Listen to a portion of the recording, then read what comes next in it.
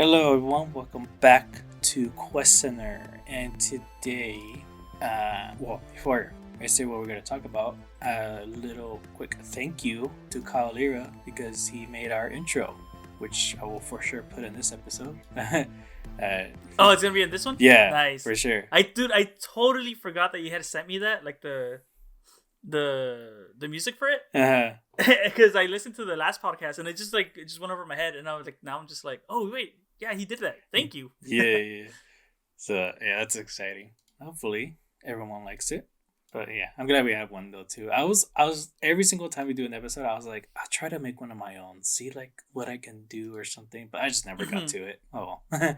But it's better for Kyle to do it. He's into music and all that, so. And he's done for Red Spotlight, Fantasy Fair. Did he do all that? Yeah, I think. Yeah, he did those two. I can't remember. I'm sure there's one for his other one that he did. It was this like 007 podcast that he was doing with Peter. Oh, yeah, no. They never finished it, huh? They never finished it. No. Okay, yeah, because I remember I was into it, and then like it just stopped. Like disappeared. It just they were trying to lead up towards No Time to Die, but it kept getting delayed.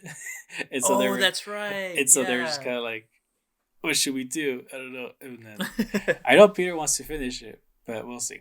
Yeah, I asked him too because when he was doing it, and I mean, I've always wanted to see all of them. Mm-hmm. So I asked him, "Did you buy them or did you like download them?" Because if he downloaded them, I was like, "Here's a USB, just give it to me and I'll watch them like that." Mm. And he's like, "No, yeah, I bought them," and I was like, "I'm not gonna buy that."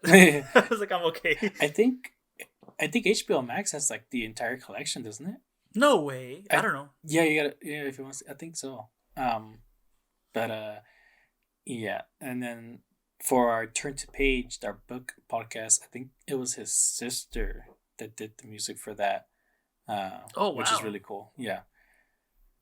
But yeah, we got an intro now, so that's cool. Nice. Yeah. So, but yeah, on today's episode, we are briefly going to give our thoughts on the Last of Us show, talk about the Nintendo Direct, the Pokemon Direct, and quickly talk about, Sergio will give his thoughts on the State of Play that came out. And then our main topic is going to be The Last of Us Part 2. And I got thoughts. Yeah. Yeah, when you told me that you bought it, I was like I really wanted to ask you, like, oh, how are you liking it? But I was like, nah, I'm just gonna let him finish it, and then we'll just talk about it here. Yeah, I'm curious what you're gonna think of my thoughts, though, too. You're like, I hated it. I didn't hate it. Okay, yeah. Okay. We'll get to it. We'll get to it. But first, the show. It's on episode 7 right now. We just need 2 more episodes. But we'll just give our brief thoughts on how we're liking it. And for me, I am loving it. The show is just doing so great so far. Episode 3, which is where we left off on episode 2, so episode 3 came out. Absolutely loved it. Glad they kind of like really went differently from the game. I know some people complain about that. Oh well, which is dumb. Yeah. Tough. Too bad, you know. Yeah, too bad. I don't know. It's just, I feel like if you're gonna have like the guy who created the game and he's working on the adaptation, like you kind of have to expect some changes. I don't know, because maybe he just wants to make something different, or maybe he just thought this can be an improvement and all that. And especially because also his co-writer is he made what is it, Chernobyl, which is like very loved show. Oh yeah. And all that, so he's gonna probably have some different thoughts on how to like really shape the story and all that. And if you played The Last of Us Part 2 and you see the show, you can tell that they're really trying to set up for that second part, basically. And all, so like there's gonna be some changes, ones that he probably thought he probably should have put in the first place, or just trying to have some fun with it. You can't expect someone to make the exact same story. Yeah, and even those changes, I mean, this was probably like the bit, from the show, this was like the biggest changes from the game. Mm-hmm. Just that story that they had, because in the game, I mean, I don't want to. Well, I mean, we already spoiled it with the last episode, But in the game, he's alive, Yeah.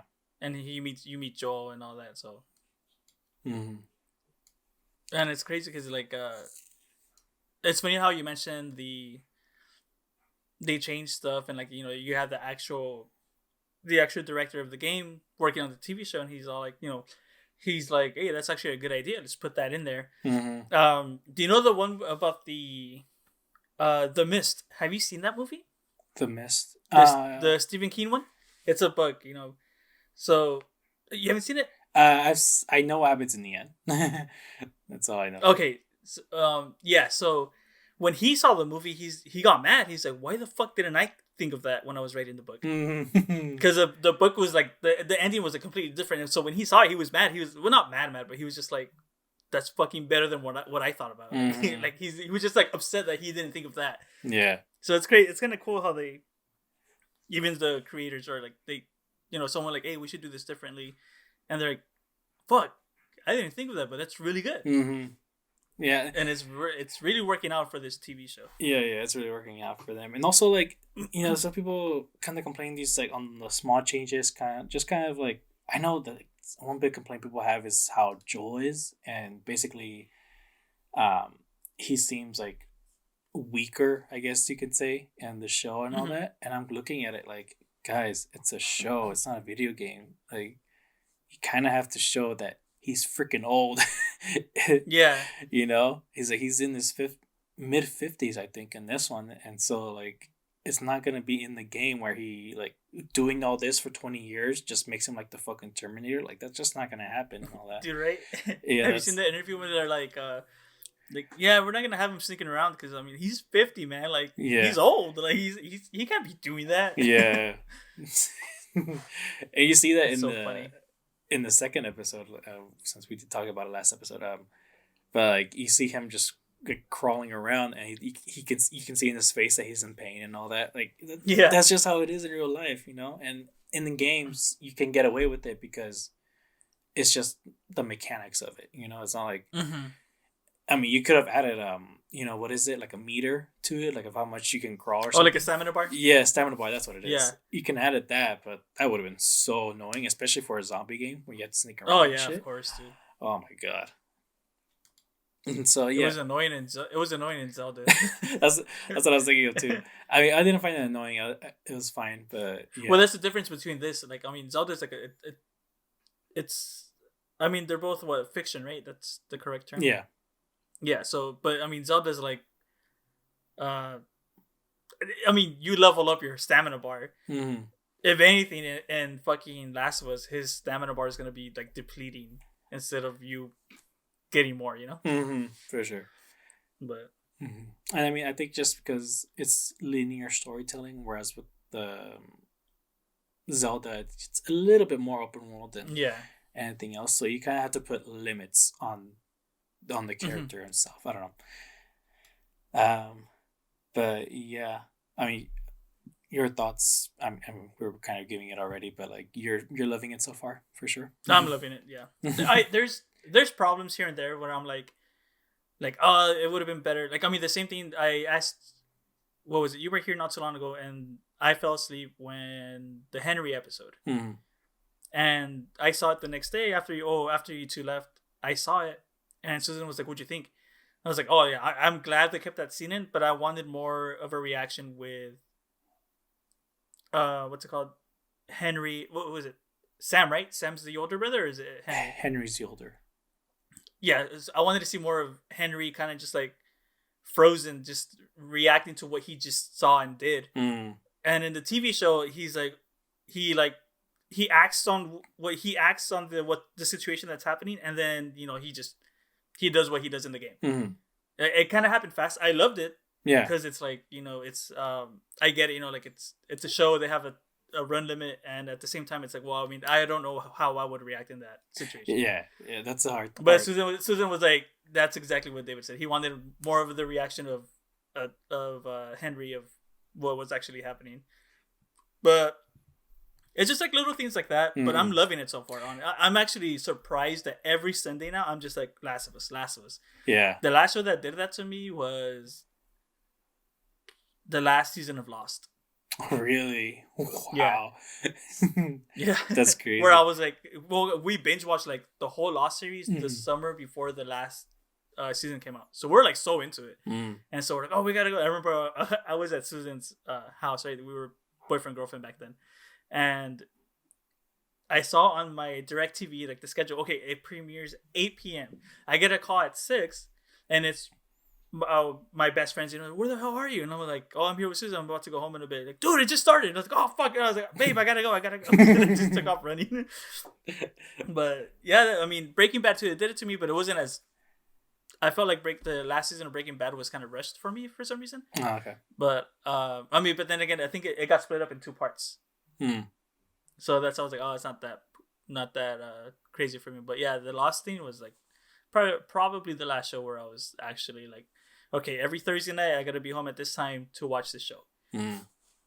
But yes, yeah, I'm liking it a lot. I don't get why people are complaining just because they don't like the fact that the characters are gay and that's it, which is stupid as hell. Yeah.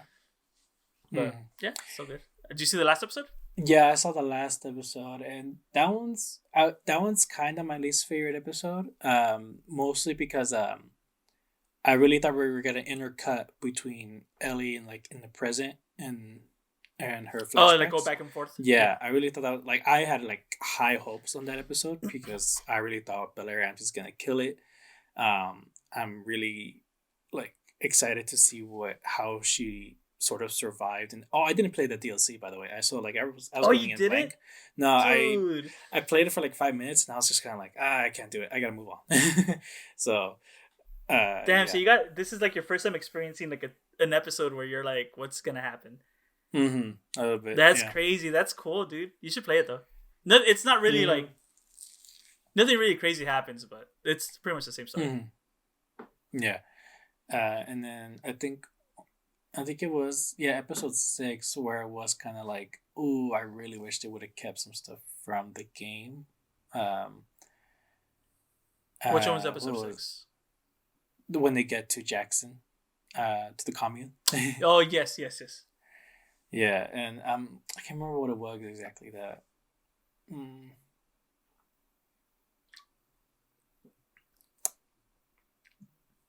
This is the episode where I actually loved Pedro Pascal, just because he's like I don't know what to do and all this stuff, and he's actually tearing up, and I was like, hey, he's acting. Yeah, I was like, he's usually just like a hard ass or something, but like he's actually he's showing emotion. That's cool. Like how you guys say like he's acting in other TV shows too, but he wears a mask, so you can't really see. He doesn't. Can't see his face. He really is a good actor. People just only remember him Mandalorian, but like he was in Game of Thrones. Game of Thrones for sure. He was also in that Nick Cage movie that came out, The Unbearable Weight of Massive Talent. Yeah, I never saw that one, but I've always wanted to see it. It looks so fun. Yeah, it is pretty funny, and he's really good in it too. Like they're both ridiculous in that movie. It's fun. Have you seen? Do you watch TikToks? No, I'm scared to get it because I know I'm gonna get addicted. Oh yeah, that's why I deleted mine. They've been doing like edits of like they're calling Pedro Pascal like daddy and all that, like the internet's dad.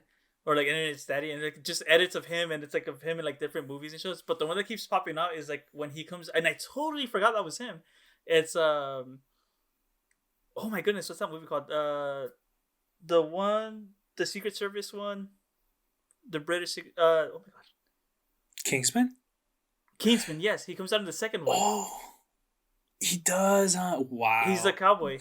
Yeah, So wow, they're doing edits of him and that, and I was like, that was him. I was like, I don't remember that.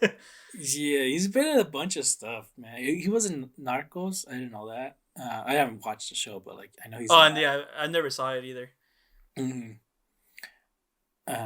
But yeah, just he's killing it. They're all killing it. The show's so great, and people just gotta get over their shit. Yeah, because if they don't like this, then they're gonna hate the second season. Oh my god! And honestly, like, if they keep that guy, the one from Chernobyl, like the second season is just gonna be absolutely great. No, dude. I mean, if they replace him, it better be for good reason. Mm-hmm. Or if he's like, oh, you know what, I just want to do the season 1 and that was it, and that's fine. Get someone else. But nah, he has to stay on board. I'm sure he will. He seems like a big fan, so and there's a lot of potential for that second season. So, but yeah, that's the start of the show so far. Next time we'll do a full season review on the next episode. Oh hell yeah! Yeah. Has Alexa started watching it? Yeah, she's been watching it week to week. No, Alexa. Oh, Soto. Alexis. Soto. Yeah, I'm so. Yeah. Hey, if you're listening, I'm sorry. I might just my head just went blank. Yeah, him. I don't think he started watching it. Chances are he'll probably binge it when the show's done or when the season's done. Yeah. But we'll see. I totally. Yeah, I was hearing his. I'm sorry. I was just well, like he said, he's mentioned it before. Like he's burned out by Walking Dead, and he doesn't want to see something that's like depressing, all the time. We've told him like you should, at the very least, watch episode 3 because like it's so good. It was so good. Yeah, that's my favorite one so far. Mm-hmm. And you know that the last episode is going to be the shortest episode, like 40 minutes. Really? Actually, yeah, I think it was like 47 minutes. But yeah, I was like, Because I was wondering too, like, how the heck are they gonna do episode 8, like that storyline from the game? Because it was pretty long, especially because like in that part they're both separated. You cut back and forth with them, and so I was kind of like, dang, what's gonna happen? But like, I was expecting like the big community that guy owned, but this one seems like it might just be like a little small area. Oh yeah. So it's not going whole, as big. He had a whole town, huh? Yeah, basically. In the game. Yeah, the show is. I think the show's trying to go smaller with him, and so that makes more sense, and that'll probably move the story along a whole lot faster. I'm actually loving it because you don't really see that many infected. Yeah, that's what in the show. Yeah, there's not a lot of infected. I'm actually kind of liking it because it's like you see more interactions with just human beings, and I'm pretty sure the craziest part of the show was that part with the Henry and Sam. The Henry episode. Yeah. When the bloater comes out. Mm-hmm. That was cool. That was so cool. But yeah, actually, and it's so that's one other complaint people have. It's just like, oh, it's a zombie movie. I expect zombies to come out fighting and blah blah blah. And I'm kind of like, bro, are you serious? Like that's if that's your complaint, dude. If there would show more, there'd still be in Boston. Oh, just trying to get out. Just trying to get out, yeah, for sure. Yeah. And I mean, when they say that too, I'm thinking of Andor. It's like it's a show that takes place in the Star Wars universe. Like, where are my Jedi? Where's my lightsabers and all that? It's like no, it doesn't matter what the fuck kind of show you like it is. You're not promised anything, my guy. So like, yeah, you either judge it by what it is, or you set your expectations somewhere else or something. I don't know. Yeah, I didn't know people complain. I mean, I haven't seen the show or actually kept up with Andor. My cousin keeps telling me to watch because it's really good. But I didn't know people complained about that show, that there's no Jedi and all that. And it's crazy because it's Star Wars. It's a fucking galaxy that you can travel within seconds. Like not everywhere is gonna be like affected by the what's it called by like Jedis or like the Sith. It's like Well, I'm assuming this is like regular people, right? Yeah, these are regular people. Yeah. Okay. Yeah. Tell their story, and what I've heard of that show is really good. It's like you don't need Jedis or Siths or anything to make a good Star Wars story. Mm-hmm. Just need to have a good story and just stick to it. That's it. Yeah, for sure. This is another show called Falling Skies. That one's like aliens took over the world. And, humanity is trying to fight them off, and when I first saw it, I was like, "Oh, this is a great show." I'm really loving it.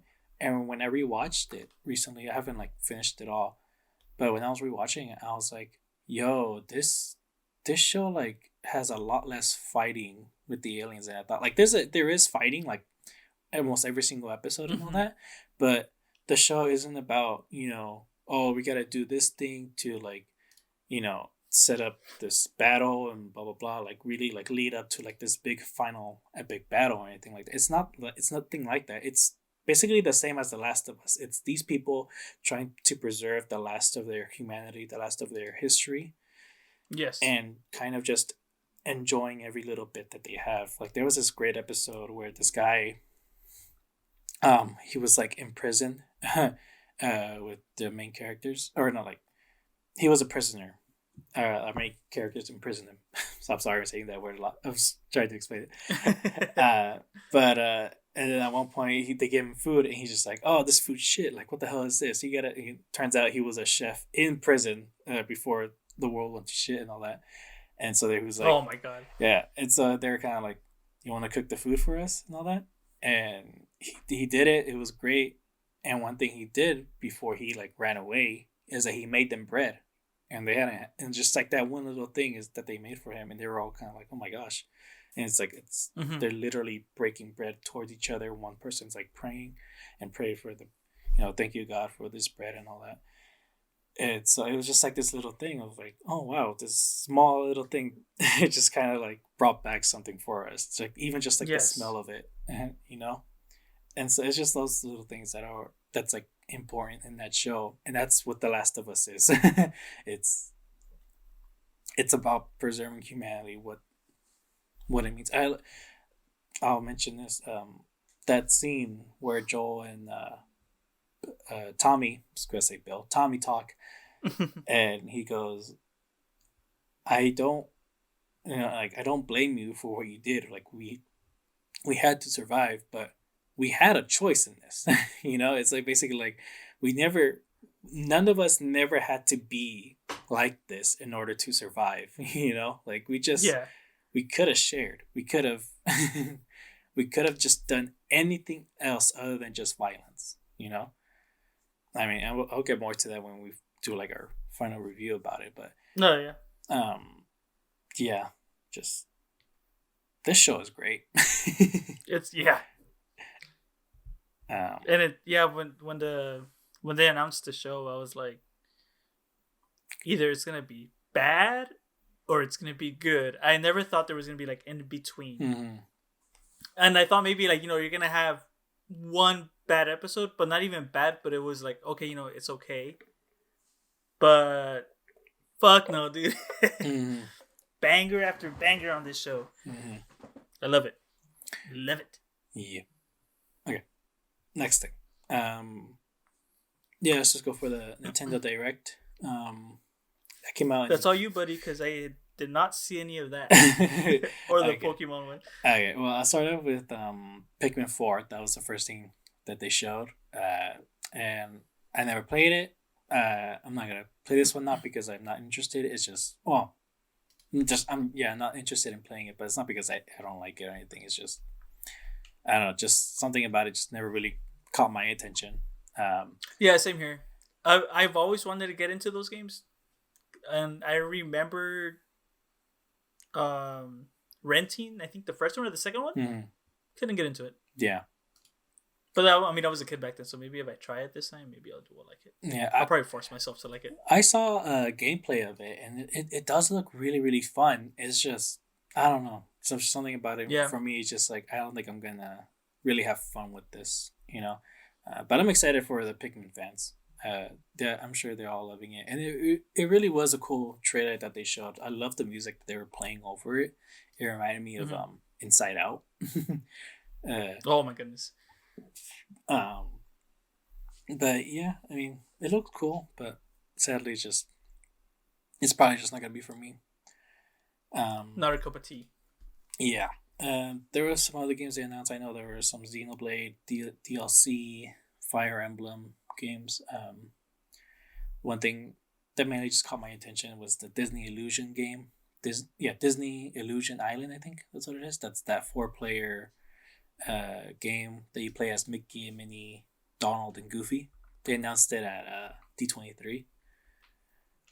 That one I'm just excited for it. It's Disney, and I love the cartoon about it, and it actually looks like it'll cut between like an actual cartoon show or so of sorts and all that. Dude, it look okay. I'm looking at screenshots of it. Mhm. It looks like that's like that cartoon that they would play, right? Yeah.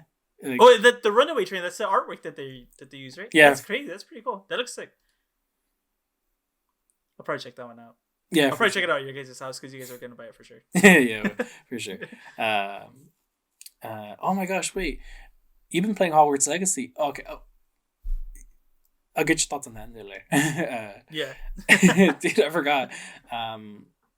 And then, the Game Boy games, they're coming to the Switch. The Nintendo Switch Oh, I saw Online. that. Yeah. That one, I forgot. I did see that. Yes. Mm-hmm. I can't remember the games that come up, but I mean, it's Game Boy. So I know it was there was like a Mario and Luigi game and all that. They looked pretty cool. Mm-hmm. I know that the Minish Cap is gonna come out on it, and I've been wanting to play that fucking game for like the longest time. So I'll probably get that just to play that. Yeah. Can you buy the games, or is it just like if you have the subscription? If you have the subscription, you can play them. But I don't know because there's the Game Boy and then Game Boy Advance. Advance, right? Yeah, and that one I don't know if that's the one that you have to get like a higher subscription for. Yeah, you do. So okay, then yeah, but I mean I don't think it's that much expensive. It's like isn't it like $30 a year or something? Dude, like it's like. It's so cheap. Yeah. Like their subscription base is so cheap, man. Like the pricing on that, I was like, why don't I just buy it? Yeah. But it's like at the same time, it's like I don't use the Switch, and I sold my Switch, so it's like a Switch. I want to see if we can actually buy the games because I don't want to pay for it just to play it, and then that's it. But I mean, I don't mind owning it. Mm-hmm. Oh, okay. Another thing from the Direct. Metroid Prime Remastered. That one. When you started talking about it, I was like, it just clicked on my head. I was like, oh fuck, I need to talk about that game. Okay. Yeah, that one I never played it before, but I know some people were pretty hyped about it. What? Yeah. Dude, when they announced it and they announced that it came out that day, I was like, shut up. And I looked at the videos and dude, it looks so good. Mm-hmm. Like graphic wise and all that, I was like, dude, and I was like, hopefully they fixed like the way you aim, and they did. And I was like, I need to fucking buy this fucking game. Yeah, no, I think I've mentioned before. I think the only Metroid game I've ever played was Other M, which came out on the Wii. Was it the Wii? Yeah, the Wii. Yeah, that one. That's really the only Metroid game I played, and some people don't like that one. But yeah, dude, it looked so sick when it came out, and then I saw when it came out, I was like, well, I was like a teenager, so I was like, I don't have money. So then I started looking at reviews, and a lot of them were like, they were mixed, you know? Mm-hmm. And I was like, oh, okay. And then I recently saw a video of like Samus's story. And they're like, yeah, this game kind of just changes her character a lot. Mm. But it's still like canon. And I was like, okay, whatever. That sucks. But yeah. Metro Prime, though, top notch. Yeah, I'll probably get it someday. I do want to play more Metroid games, at least for these ones. The old classic ones. Those are just it's only kind of difficult for me, and I just can't do it. Oh well. But I mean, we'll see one day maybe. And then the big thing, Tears of the Kingdom. We actually hear Ganon talking. What? Yeah. I missed that. Oh my god! Yeah, he's like, it's something like, oh, it's time, rise, my monsters, and blah blah blah, like that. You know, his all evil speech and all that. I think that's supposed to be him. I'm fairly certain. I think. Okay, that sounds familiar. Okay, because I was imagining like a cutscene of like him talking, like just like showing his face move. Okay, I think I did see it then. Yeah, and then if it's him, that's awesome. Yeah, that's so cool. And then they show some mechanics. You can like. I guess that little tablet thing that you use, I guess it's become your arm, and then you can use that to create. Oh, it's like a grappling hook, right? Oh no, it's not a grappling. But that's there too. Is it? I think it's like a grappling hook too. Oh, I don't remember. The thing that I remember the most is that you're able to make like vehicles now. I think you got to make like the parts for it and all, but you can make. Oh no way! Yeah. I mean, it's just a couple little new things about it, but honestly, I was mostly excited that we hear Ganon talk. I'm kind of like, ooh, I really hope we get more, because that was my one complaint in the first one is that they were all like, "Oh, Ganon's monsters have like taken over for the past 100 years," but like you're outside and you just like bright skies and all that, Mhm. bright blue sky and everything. It doesn't feel like someone had taken over the land or anything. It just kind It of only feels like that. Oh, well, that's because he was trapped in the castle. Remember? yeah. But like, they made it seem like he was like I don't know. It just made it seem like he really like fucked up the world and all that, but it didn't really feel like that. It was more like he kept inconveniencing people for the past 100 years or something, you know. uh, It's like, oh, you guys like this castle? mhm. You guys can't be here. Leave. Yeah. And they make home somewhere else. So I'm hoping with this one though, like they're kind of like just making it intimidating, and I can be like, oh my gosh, I can't. I'm gonna have to fight you, huh? And you know what my problem was with Breath of the Wild? Mm. It was, well, you do the divining beast, you do all this, and it's open world. You can go anywhere. It's hundreds of hours right there just to go from one place to one place. Mm-hmm. But when I got to the castle, and then you're fighting Ganon, like if you do all the divining beasts, like his health is like half off or something. Yeah. So like when I was doing it, it didn't really feel like a challenge to me, you know. Mm-hmm. Same. I was like, this is supposed to be the final boss, and it's Ganon, like fucking the evilest person in Hyrule, and he just went down easily. Yeah, So I'm hoping. That's why when I see like speedrunners, like, oh, I'm gonna go kill Ganon with like no armor or nothing. I'm like, how the fuck are you gonna do that? Yeah, I think part of it though is because he was just a big monster, and like you fight those all the time in the game, and not just Breath of the Wild, but like in all Zelda games. And although they're difficult, it just doesn't feel like much of an accomplishment. Whereas I remember fighting him in Twilight Princess. Oh, okay. I was like, my favorite boss fight was the Wind Waker one. That one's sick. Okay.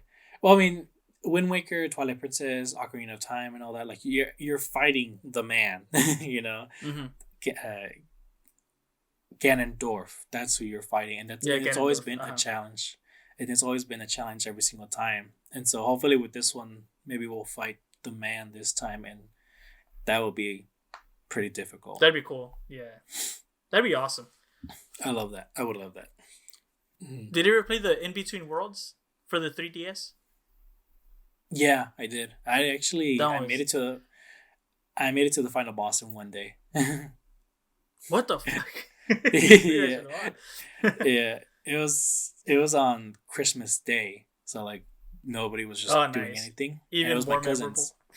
Yeah, it was my cousins, and so like the whole day I would play it. It would run out of battery. The same cousin you deleted her file?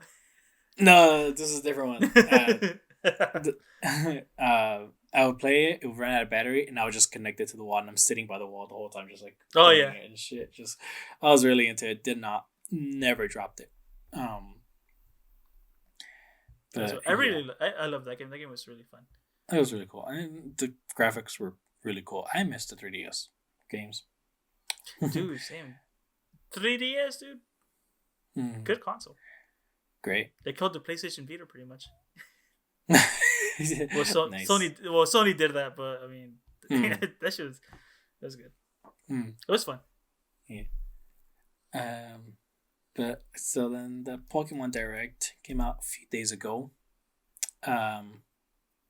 Honestly, there's not much to say. They brought about the mobile game ones. I can't remember what they're called. Honestly, I really don't. More like mobile games.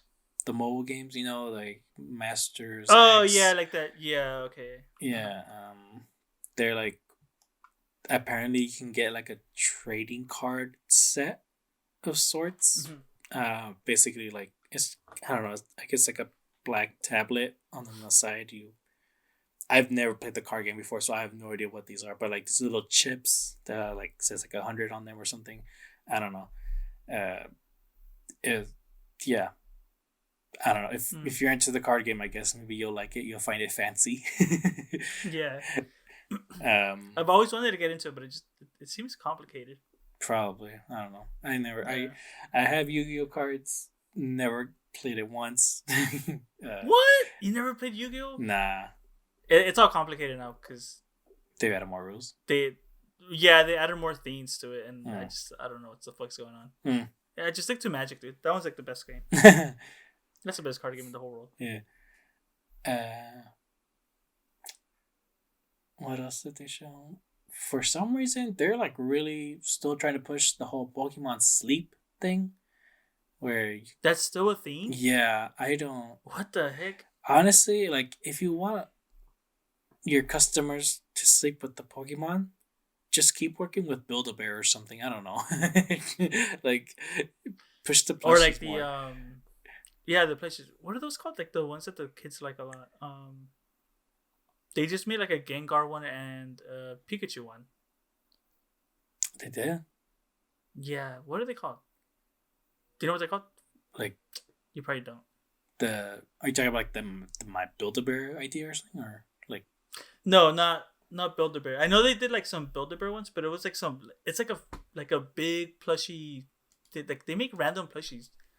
Gengar plush.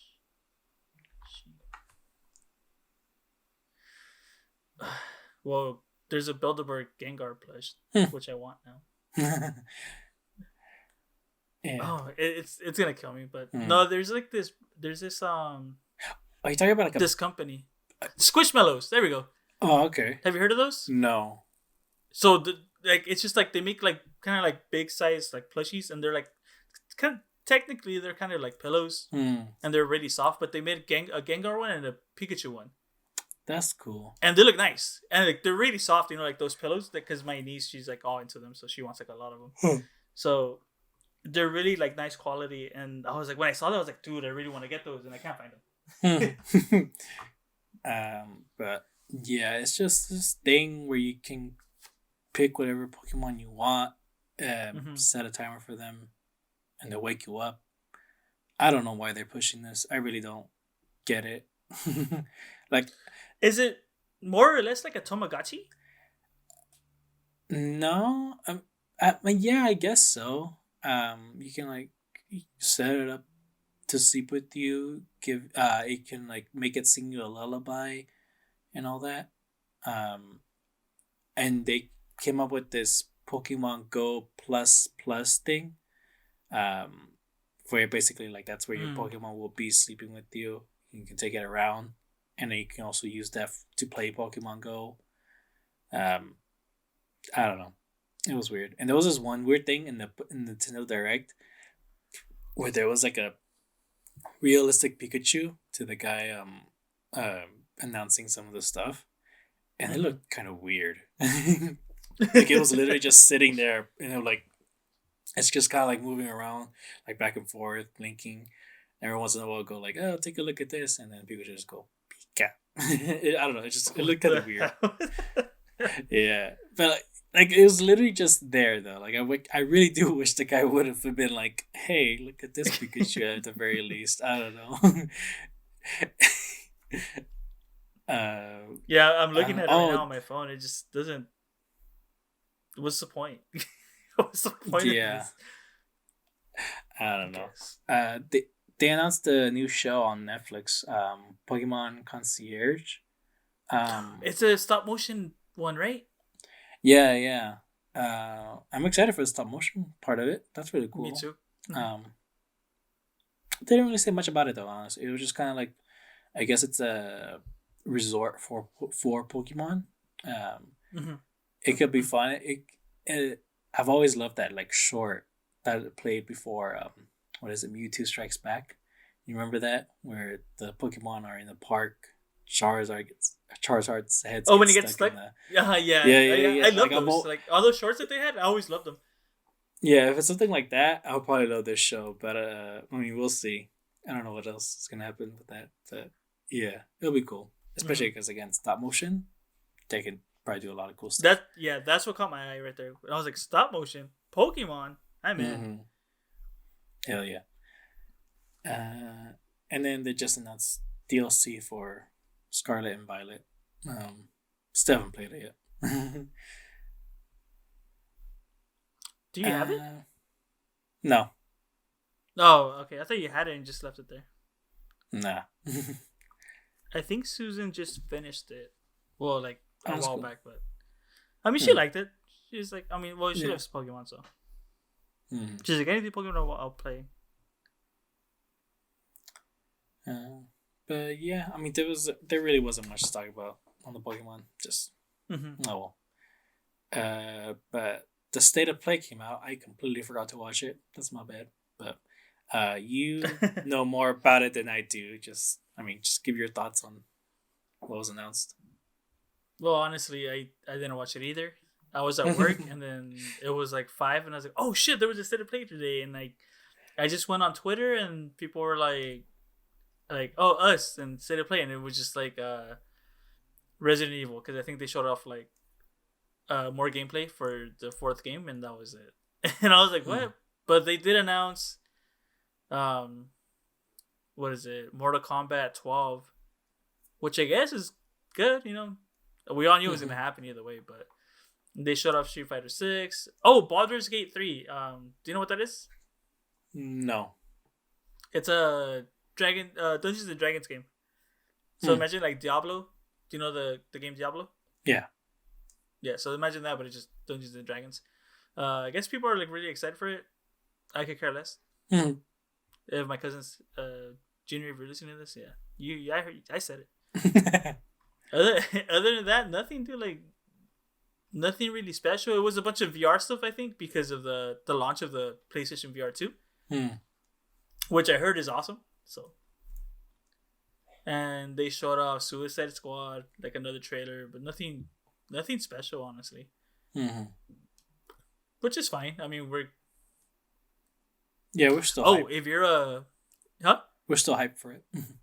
Yeah, I mean, if you like Naruto, I guess there's a Naruto / crossover Boruto Ultimate Ninja Storm Connections. I don't know what the fuck that means, but it's a Naruto fighting game. So if you're into Naruto, you like the fighting games, I guess you can look forward to that.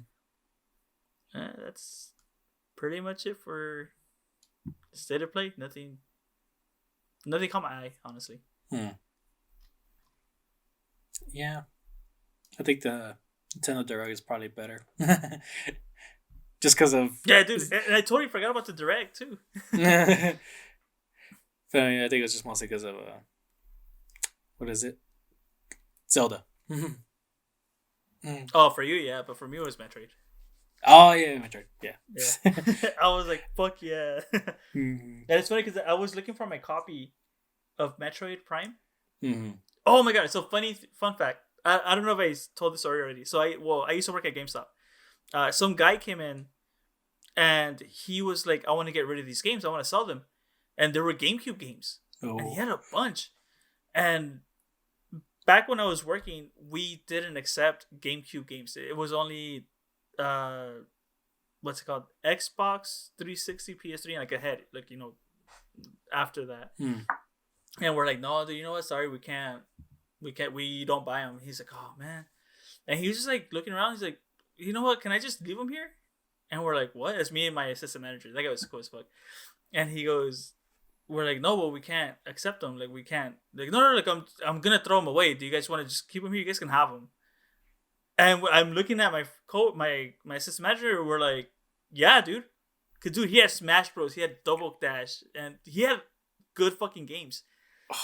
And so we're like, yeah, sure, dude. But my assistant manager, like, he wasn't supposed to do this because we can't buy games like on the side, you know. Like if someone comes in, like, hey, I want to sell this, and like, you know what, like, if you want to sell, you're gonna get 30 here, but I'll give you 40 after work to show up. So my assistant manager was like, dude, like, these games are kind of worth something. Like, I'll give you like $50 for all of them, but just show up after work. And he's like, yeah. So that's what he did. So I told my manager, I was like, look, you're giving the money, but can I have one game? Like, I just want one game. He's like, which one? He's like, it's Metroid. He's like, oh yeah, that's fine. As long as it wasn't Smash or Double Dash, like, that's fine. Okay, cool. But he had like Mario Party. He had like some random, like, not random games, but they were like really good games. He had Paper Mario. I wanted that one too, but he told me no. So I was like, fuck yeah, because I had Metro Prime 2 and I didn't have the first one. So I was like, okay, I could finally finish the first one.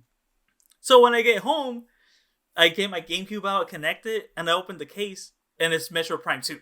Oh, So I was like, I have 2 copies of this fucking game. I was all mad. dude. I was like, fuck it, like it's fine. And I was like, fuck, like I was like, eventually I'll play it. I was gonna buy it at one point, but I was like, nah, like it's too much money. I'll wait for it to see if it goes in. But now it's like, dude, even better. I could just play it in like HD, so it looks cool, and like higher frame rate and like better controls.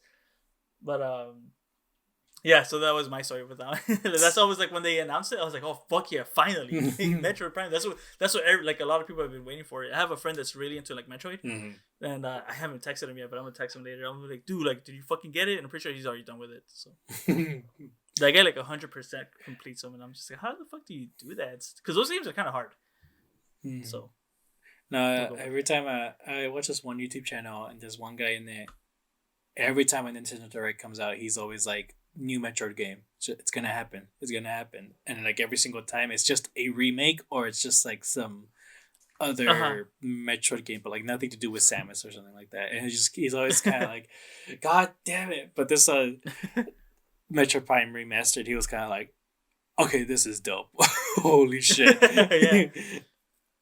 Yeah, I love it when they announce a Nintendo Direct because people go all crazy and it's like, why do you guys do this if you're just gonna be heartbroken at the end? Because none of this is gonna happen. Like, have you seen the bingo cards like on Twitter that they make? I think I've seen one before, but they every time one comes out, there was always like, all right guys, take your bingo cards out, like let's see who wins, and it's like ridiculous ass shit. It's like, oh, Metro Prime 4, like release date, because that game has been on development for a while, and then there'll be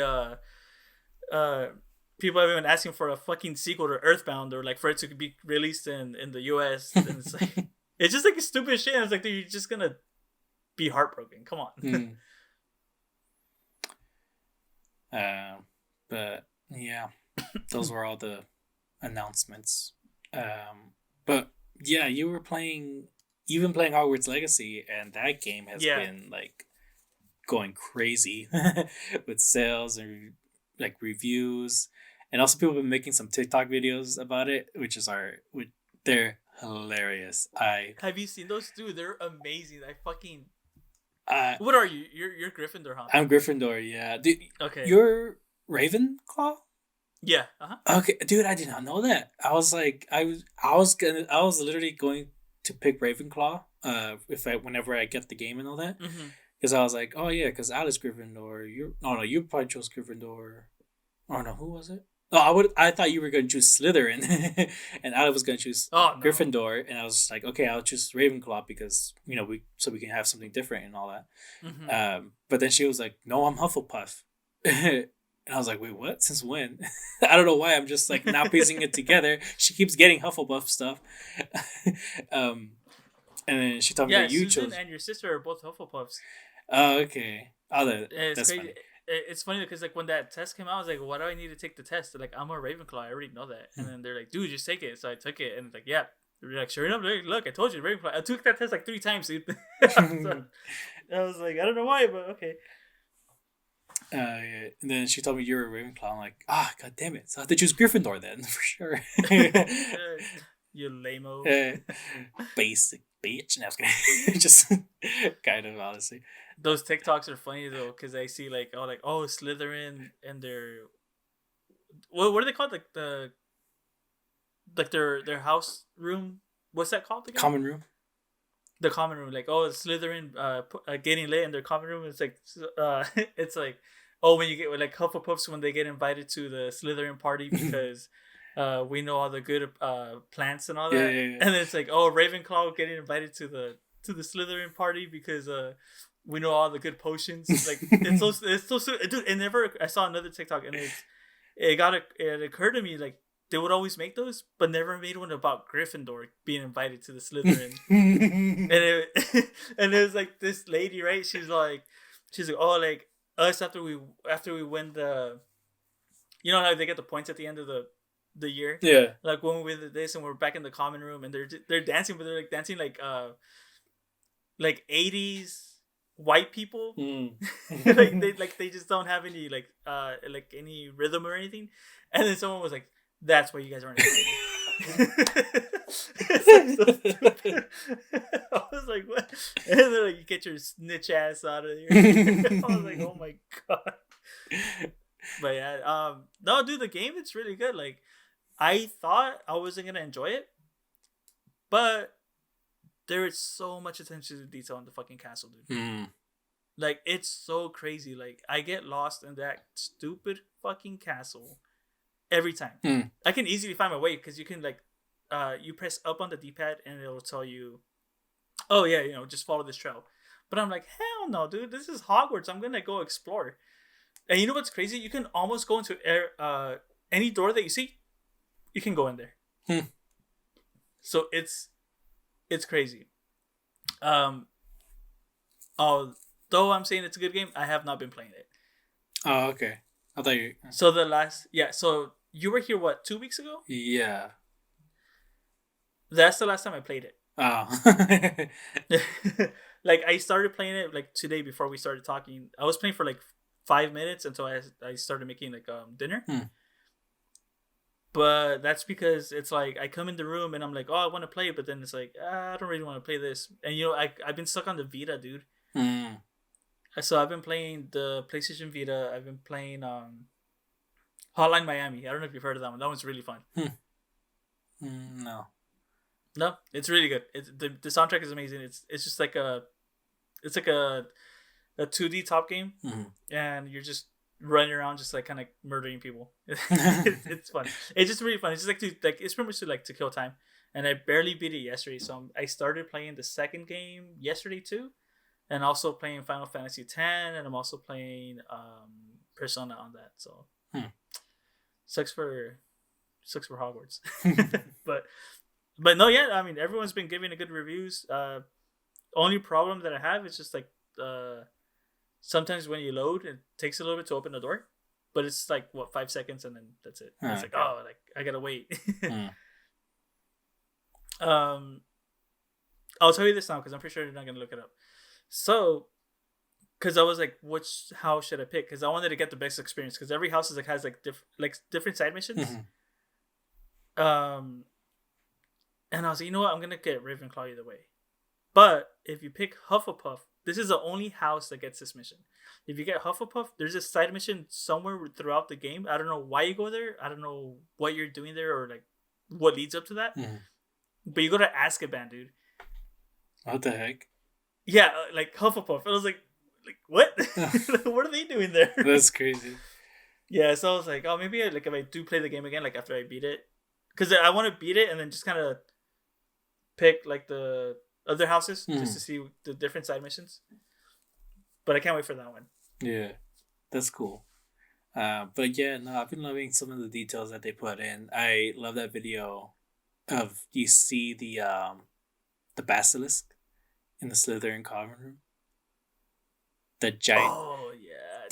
That's a really cool video. Like the door, right? Or you see the door, but you also see the snake. No way. Yeah.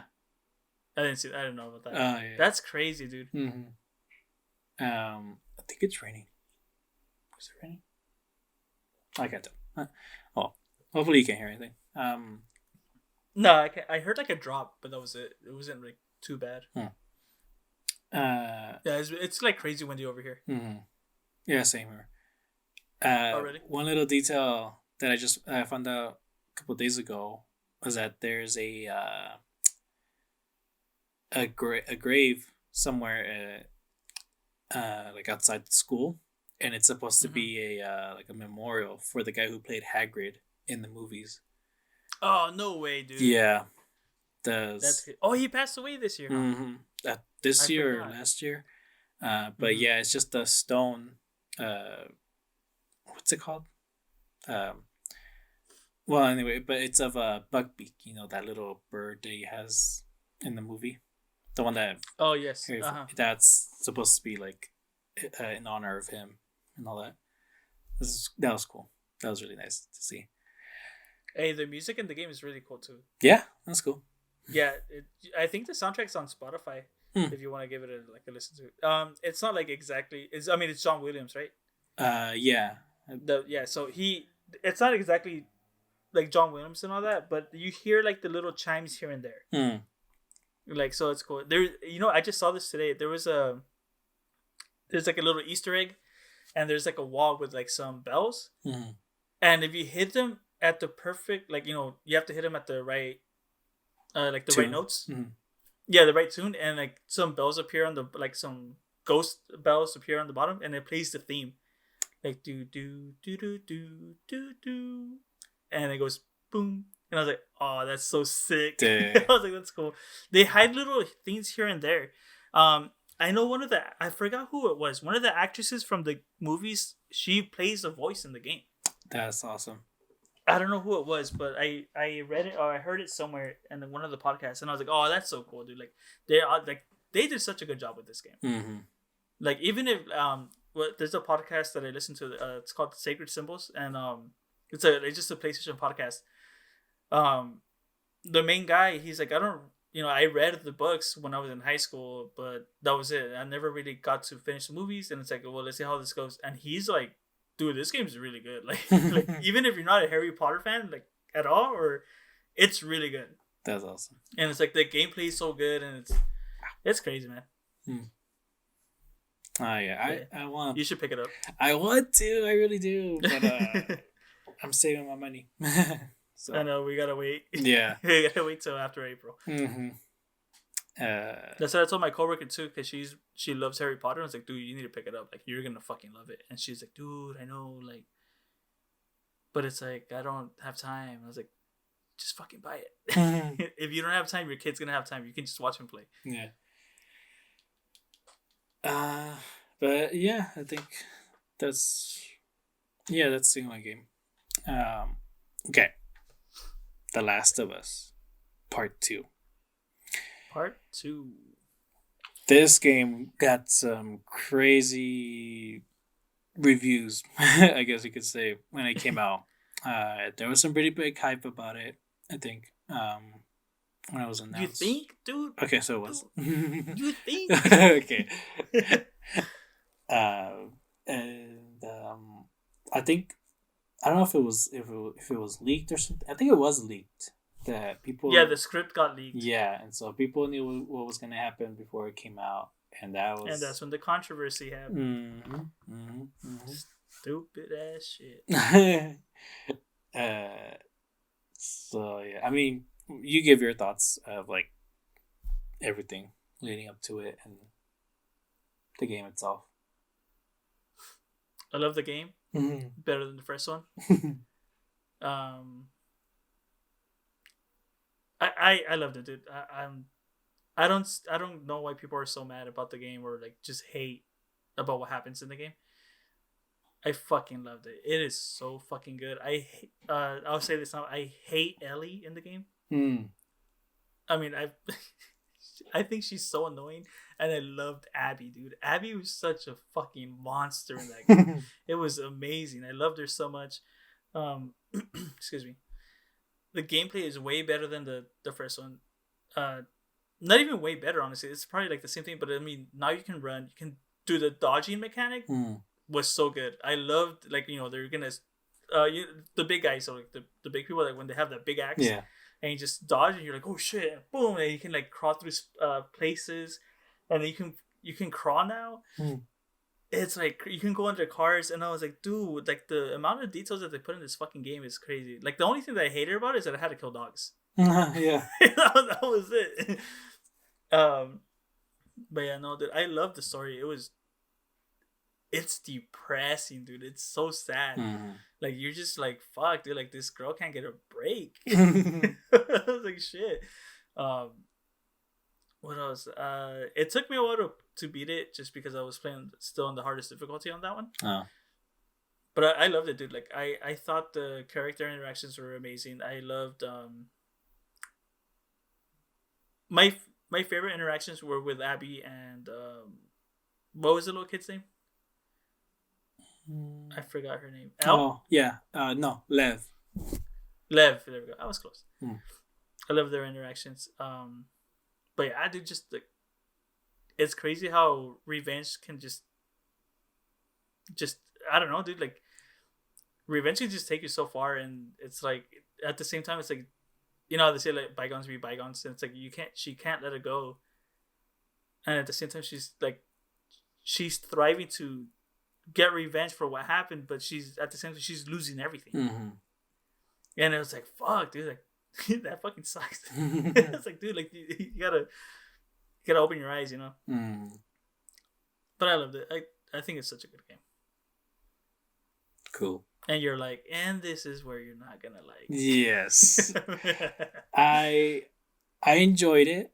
I got everything from. There's a lot of things from the first one that was here a bit better. Like you mentioned, you know, the crawling and all that. The zombie. This one, it was the zombies that I was more worried about than the humans. In the first one, I said like that had more difficulty with the humans than the zombies and all that. Mm-hmm. It's the opposite with this one, and so that kind of just it made it a bit more scarier. The game, especially there was those fucking I think they're called crawlers or something. Those ones that like they actually hide from you and all that. Those they were. Oh, the ones that you find in that building in the dark. Yeah, they're fucking annoying. I hated that. Mm-hmm. You know, my brother sent me a TikTok like, hey, if you guys are like struggling here, just throw a bottle, and then they're all gonna go there and just throw a Molotov. And I was like, why didn't I think about that? Yeah. I was like, God damn it. Yeah, and that's actually one cool thing. Like, there really is like a whole lot of. I think it's in the first one too, but there's a whole lot more variety that you can do with this one. Those mind bombs that you can place, so fucking helpful, especially with the humans. I never used them. Dude, I used it for sure. Like I knew, like I would like remember their patterns, and I'll go, okay, I'm gonna place one here, and I'll go like just the opposite side of it, and then when to go off, they're all gone, and I'm like, fuck yeah, and I can leave. It was great. Mm-hmm.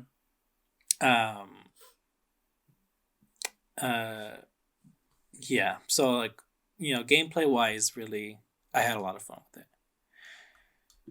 I have problems with the story. I knew right away like there was like a revenge story and all that, blah blah blah, and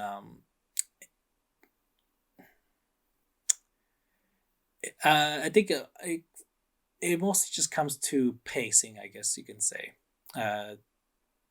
This game was long. The game was super long, but I don't know. It never felt like it was really dragging or anything like that. Oh no. Yeah, like you got, you know, why you got to one place to the next and all that, and especially with Abby's story, like I kind of got excited with her story once you got into it and all that. I just wish we got her story first. I understand. Really? Yeah, I understand why they didn't do it, because you know, even after the game came out, people were like, I wanted this to be the Ellie and Joel story and blah blah blah, and I'm like, again, you're not really promised anything of what kind of story you're gonna get, and so you know, for the creators of the game, I understand why they didn't go with Abby's story first, because even they knew like right away, if we don't start with Ellie and Joel, people are not gonna be interested in this at all. I kind of wish they would have taken the chance of going, hey, we're starting up with a new character here, because you know, again, the whole point of the story of The Last of Us is about preserving your humanity. Like, why not tell another person's story? And you could have told people too. It's like, we'll get to Ellie and Joel in the game at some point. Like, don't worry.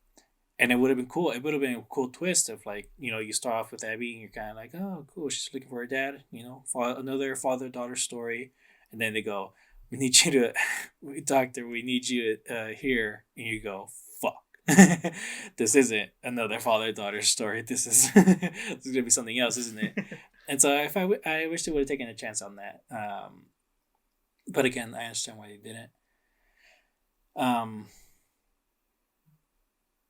Yeah, it's a bit muddy, my thoughts on this whole game, really. We'll get into spoilers. I mean, we're already kind of spoiling it, but yeah, we'll get to spoilers now. And before we do you know the controversy about the game or no? There's a lot of things going on. I know Naughty Dog, like they were kind of like cracking down on their what's it called, copyright claims and all that on some people. The people didn't like what they did with Joel, Abby's character's design. There's a whole bunch of stuff.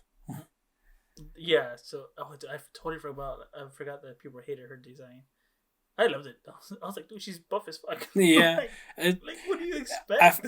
I'll admit at first I was kind of like, damn, why is she so big? But then like it kind of hit me like, oh, I think I know why they did it, and it was because they didn't just want this to be like a girl on girl fight. I think they wanted someone that was like formidable towards Ellie, especially because like, you know, if she's Yeah, with and Joel, it's if she's with Joel, she's kind of gonna be a badass and all that. So I don't know. yeah, and it's not even that too. It's like, I mean, it's like the fucking apocalypse, you know, like where she's from. You good? Sorry, the water went down. No, it's like, yeah, it's fine. Don't worry. Okay, You can just let it all out if you want. I'm good. Yeah. Okay. I mean, where she's from, right? Like she's, well, her area. It's like they're not really dealing with infected. They're dealing with other factions. Mm-hmm. So it's like if she gets caught somewhere, like she needs to protect herself, and it's like, it's not just like, oh, okay, well, Ellie's gonna be looking for me or some shit. It's like, nah, I gotta be fucking. She has to be ready for everything, and especially, not just women, but like, you know, bigger guys. Mm. And so it's like, that's why I was like, dude, why are you guys fucking mad at a buff? Like she's buff, yeah, that's it, you know. But there's UFC fighters that are women and they're fucking buff. Yeah. And you guys aren't mad at her, at them. You only get mad at them when they lose. Mm-hmm. It's like, come on. The other thing that I hated about the controversy, it's like, I was like, okay, I'm not gonna look at shit. So when I was playing the game, I was like, oh, that's what they're mad about. Mm-hmm. But I'm like, why the fuck are they sending death threats to the voice actors of Abby instead of the writers of the game? Mm-hmm. I mean, it just didn't make sense. Yeah, I mean, don't send death threats at all. But like, yeah, why are you putting the hate? Yeah.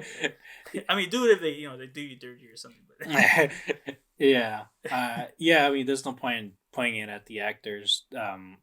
Their job afterwards is to promote the game, even if they like, you know, even if they don't like and the game. Dude, if like, yeah, if someone playing a character made you want to give them like death threats, they did a good fucking job.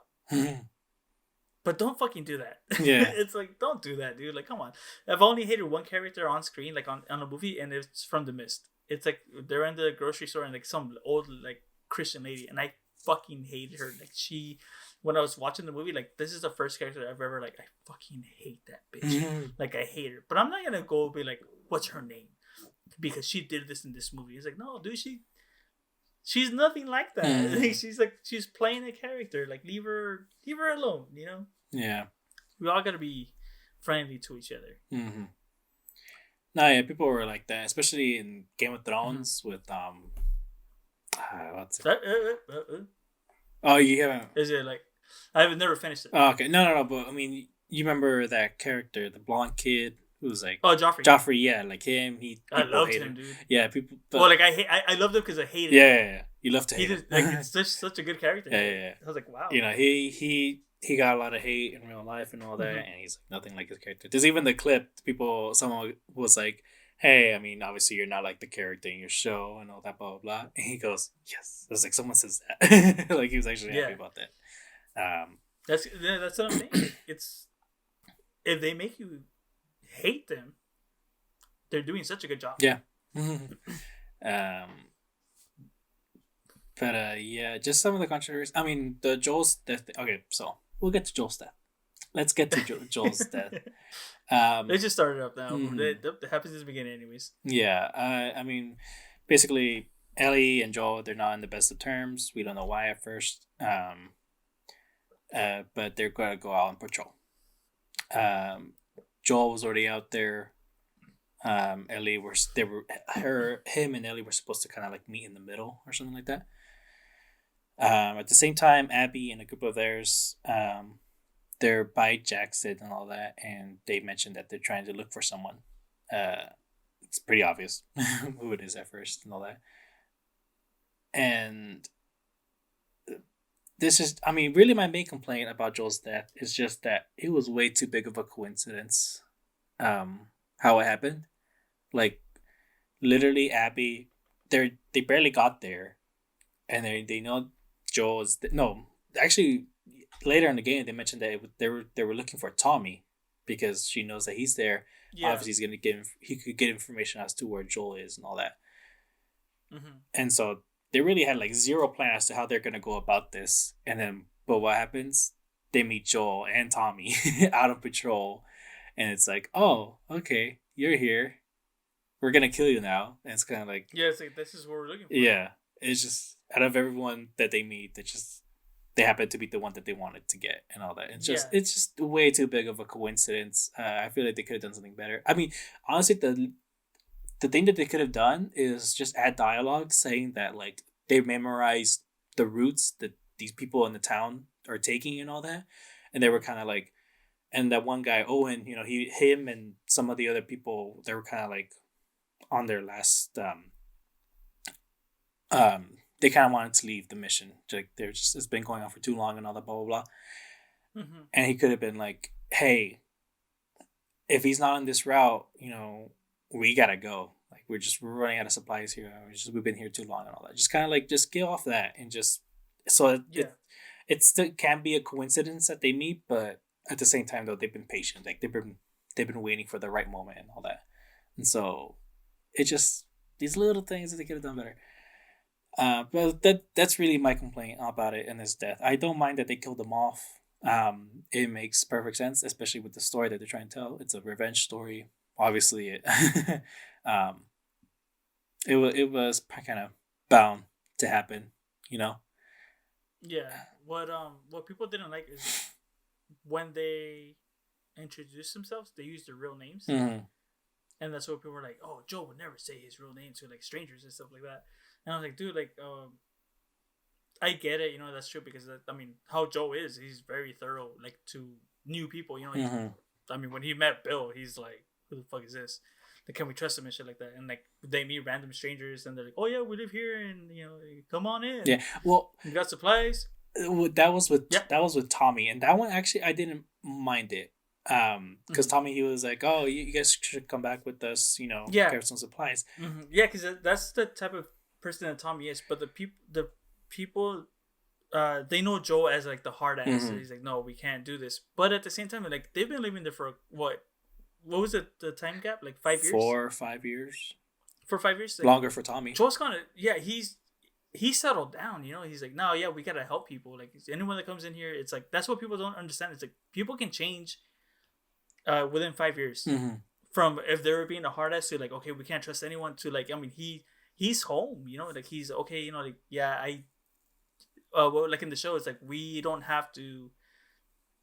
Would you say like what they say in the show? Like we don't have to. Yeah, we did do the things that we did. Mm-hmm. So it's like, what people are reacting to something that they just see on the game, and it's like, no, like think about it, like this is a different man. Like it's not the same Joel that you saw before. Like he's older than he's already old in the first game. He's older. He's comfortable. He has a house. He pretty much has everything that he needs, and living with his brother, like that changed his perspective with just people in general. Like I feel like now he's like, okay, well, we see like a random person, yeah, we'll give him the benefit of the doubt and we'll help him get to where he needs to go. Yeah, and that's it. And that's what people just don't really seem to like care. Like they just don't want to think about it. Just like, I was like, you're stupid. Yeah, I mean, I understand the name part because like he probably should have given a fake name at the very least. But him kind of being all casual about it, like, hey, I'm Joel. And even if it was a fake name, it's like, hey, I'm Bobby, or whatever, blah, blah, blah. Yeah. Like, and people are kind of like, oh, no, Joel's a hard ass, he wouldn't be acting like so casual like that.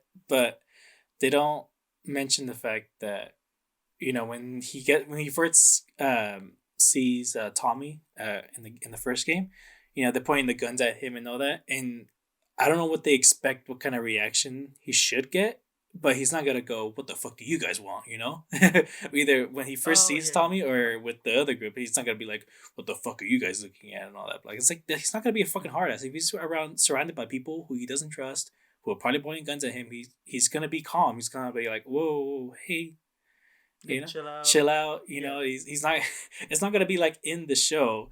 Well, this is how he is. That's how he was in the game. Like he was just trying to be calm about it, you know. And then with Tommy, you know, him being like, "Oh, you guys should come back to the settlement with us." You know, what is it? Get some supplies before you guys head off and all that. Yeah. But there was also a blizzard going around. There was a blizzard going around, but also this group saved them though. So he's probably like, okay, I should probably like repay the favor. Yeah, like but you guys, yeah. And even though it didn't come off this way, I kind of like to think that he was kind of being like, hey, we got a group here, you know, kind of like don't try anything. Like we got a group over here. You know, if we don't go back, they're gonna be looking for us. And you know, it's just the whole situation is kind of like bad for all of them, especially with the storm and all that. Yeah. And so I don't know. I know it didn't come off that way, but I kind of like to think that he was kind of warning them in some sense. So yeah. So what do you think about him dying? Again, I really didn't mind it. Like I said, it makes sense that someone would go out looking for him. He literally killed off all the fireflies. Well, obviously not all of them, but basically destroyed the organization. And then, pretty much, yeah. You know, they really believed that they were kind of going to save the world by making a cure from Ellie and all that, and he ruined that. You know, so like some people are gonna think that. And so yeah, and I did like that it kind of led to this revenge tale, not just for Ellie, but you also get it from fucking from Abby, yeah. You know, and then so you see both perspectives. Yeah, you see both perspectives and all that, and I'm gonna try to move forward on some of this, but yeah, Ellie, yeah, she gets set on this revenge path. She goes to Seattle. I love that the whole game took place in Seattle. I thought that was really cool. I don't know. I thought it was really cool that just you going around this whole city, basically, and trying to survive it. I like the relationship between her and Dina. There's one joke that they told. Dina goes, "I think your host is looking a little bit sick." She's like, "How can you tell?" And it's like, "I don't know. She looks a little bit hoarse." Or like she sounds a little hoarse, and it's just like, come on, really? She kept the puns going. Yeah, kept the puns going. Yeah, I mean, it seemed kind of cute together. Well, you know what's funny? When I was playing the game, like, you know, when you get to Seattle, you have like that little open world. It's like a little section, and it's like you finish, and I'm like, is this it? Like, is there gonna be like another section? I was like, oh, I'm gonna be tired of this. And then like, well, you jump over like the traps, and you blow up. The horse blows up, and I was like, what the fuck? Yeah. I was like, oh shit! And it gets all intense. I was like, oh, okay, I like this. I was like, never mind. Yeah, like now you're getting to some shit. Yeah. Yeah, for sure. That you know what? After that, that's when it becomes more linear. Yeah, for sure. Yeah, because you had like the big old space to like travel. I actually really like that section. It felt like you mentioned it, like it was kind of open world and all that, and it was kind of cool investigating like one spot into the next and all that. I liked it too. Yeah, I liked it too. I liked it because it wasn't too big, and it had every part that you visited, like a little store or whatever. It had like little backstories to it. Yeah, for sure. I like the bank one. And that's yeah. That was funny. That was fucked up. Yeah. That was sad. I was gonna lead to somewhere. Fuck. But yeah, I mean, basically, you just and then at some point, find out Dina's pregnant. It's her ex's. Kind of weird. Yeah. But yeah, that kind of leads her to going off on her own for a bit. But then later on, Dina's ex shows up, and then you're partnering up with him. Jesse, that's his name. Yeah. I loved him, dude. He was awesome. Yeah, he was pretty cool. He was a chill dude. Didn't. It actually kind of sucked when he died. And it's just. I loved it because he's like, well, my ex-girlfriend's pregnant with my kid, and she left me for Ellie, which is a girl. So she's lesbian, but has my kid. I was like, it's like who goes to do that, Yeah. I mean, Ross did, Yes. Oh my god, that's funny. Um, but yeah. But I loved him. He was uh not charming, but he was adorable. Mm-hmm. I liked him. He was like one of my favorites. Yeah. Um. So, but yeah, I mean, eventually you start picking the people that were there one by one, basically, and then you get to I can't remember. I think her name was Nora. She was in that hospital. That part was fucking badass. Okay. Fun fact. So leading up to the hospital, Mhm. when you're sneaking around, you sneak up against a girl. And I just want to give a shout out real fast. You're in the water. You sneak up against a girl, and she has headphones on, right? Mhm. But she's playing the PlayStation Vita. Yeah. And the game that she's playing is Hotline Miami. That's the game that I just finished. Yeah. Okay. Yeah, so that's the game that I was playing, and like I always remember that thing because like, oh, I love that game, and I was like, yesterday I was like, I finished, and I was like, huh, thank God I finished it and not died. Mm. And then you just color. Yeah. No, actually, I saw someone's gameplay of it, and he was like, Mhm. "Hold up, I know that song," and he's like literally like staring at the yeah. Yeah, I love the soundtrack for that game is really good. That's cool. But yeah, you catch up with Nora. She starts running away from you and all that. And at one point, you corner her because there's like a little drop right there. But then there's her arm, the wolves coming behind Ellie too. And Wolves, that's what they're called. yeah. And so she grabs Nora, points to gun everyone else, is like, "Don't fucking move," blah blah blah. And she just goes, "Fuck it," and drops down into Let's the go. hole. Yeah. And there's fucking spores there too. It's I thought that like immediately when you see like those spores, I was like, "Damn, that's fucking badass!" Like she's using her immunity to get the advantage on people. And then I love that. I love there was this one section. It was like way before this, like still fairly in the beginning of the Seattle thing, where you with Dina. Yeah, you're with Dina, and you're going up against some of the I was wolves. about to mention that right now. You go up against some of the wolves, but there's also clickers there. And so you just quickly make some noise and just let the clickers do their thing. And you kind of do that with. Oh, that's what the tunnel that's like all red, right? Yeah. Yeah, I love that. Yeah, That bit was. I cool. struggled so hard.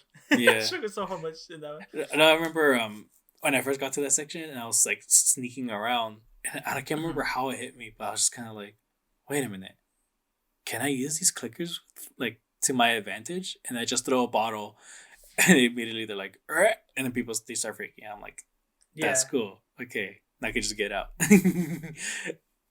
Oh yeah. So, okay. So like later on tonight, I'm gonna text you because pretty sure you're gonna forget. I'm pretty sure it's late over there.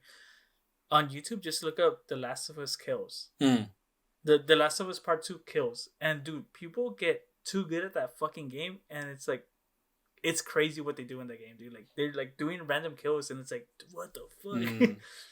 It's good. It's cool. That's cool. I watch them every once in a while, and I'm like, damn, like if I could do that, that'd be awesome. I probably won't be able to. No, hell no. I panic a lot. I panic. Oh my gosh, dude, my aim was so horrible in this game. Like in the first one, I got some pretty good headshots and all that. But in this one, oh my gosh, I would literally like, I game it, but then just I don't know how my thumb would slip or something, and I just like aim higher than usual. I'm like, oh my gosh, what is wrong with me? Yeah, this is the worst. Although there were a couple of times though where I would make a headshot, and they wouldn't die. And that pissed me off. I'm not kidding. Probably got them in the throat. I'm not kidding you. Abby, she uses a crossbow instead of a bow and arrow. And I literally you get to, if you press the left joystick, you can like hold your breath to make it steadier. Yes. I literally had it steady right in the middle of the head with the crossbow, and they survived. And it was a human, not a clicker. It was weird. What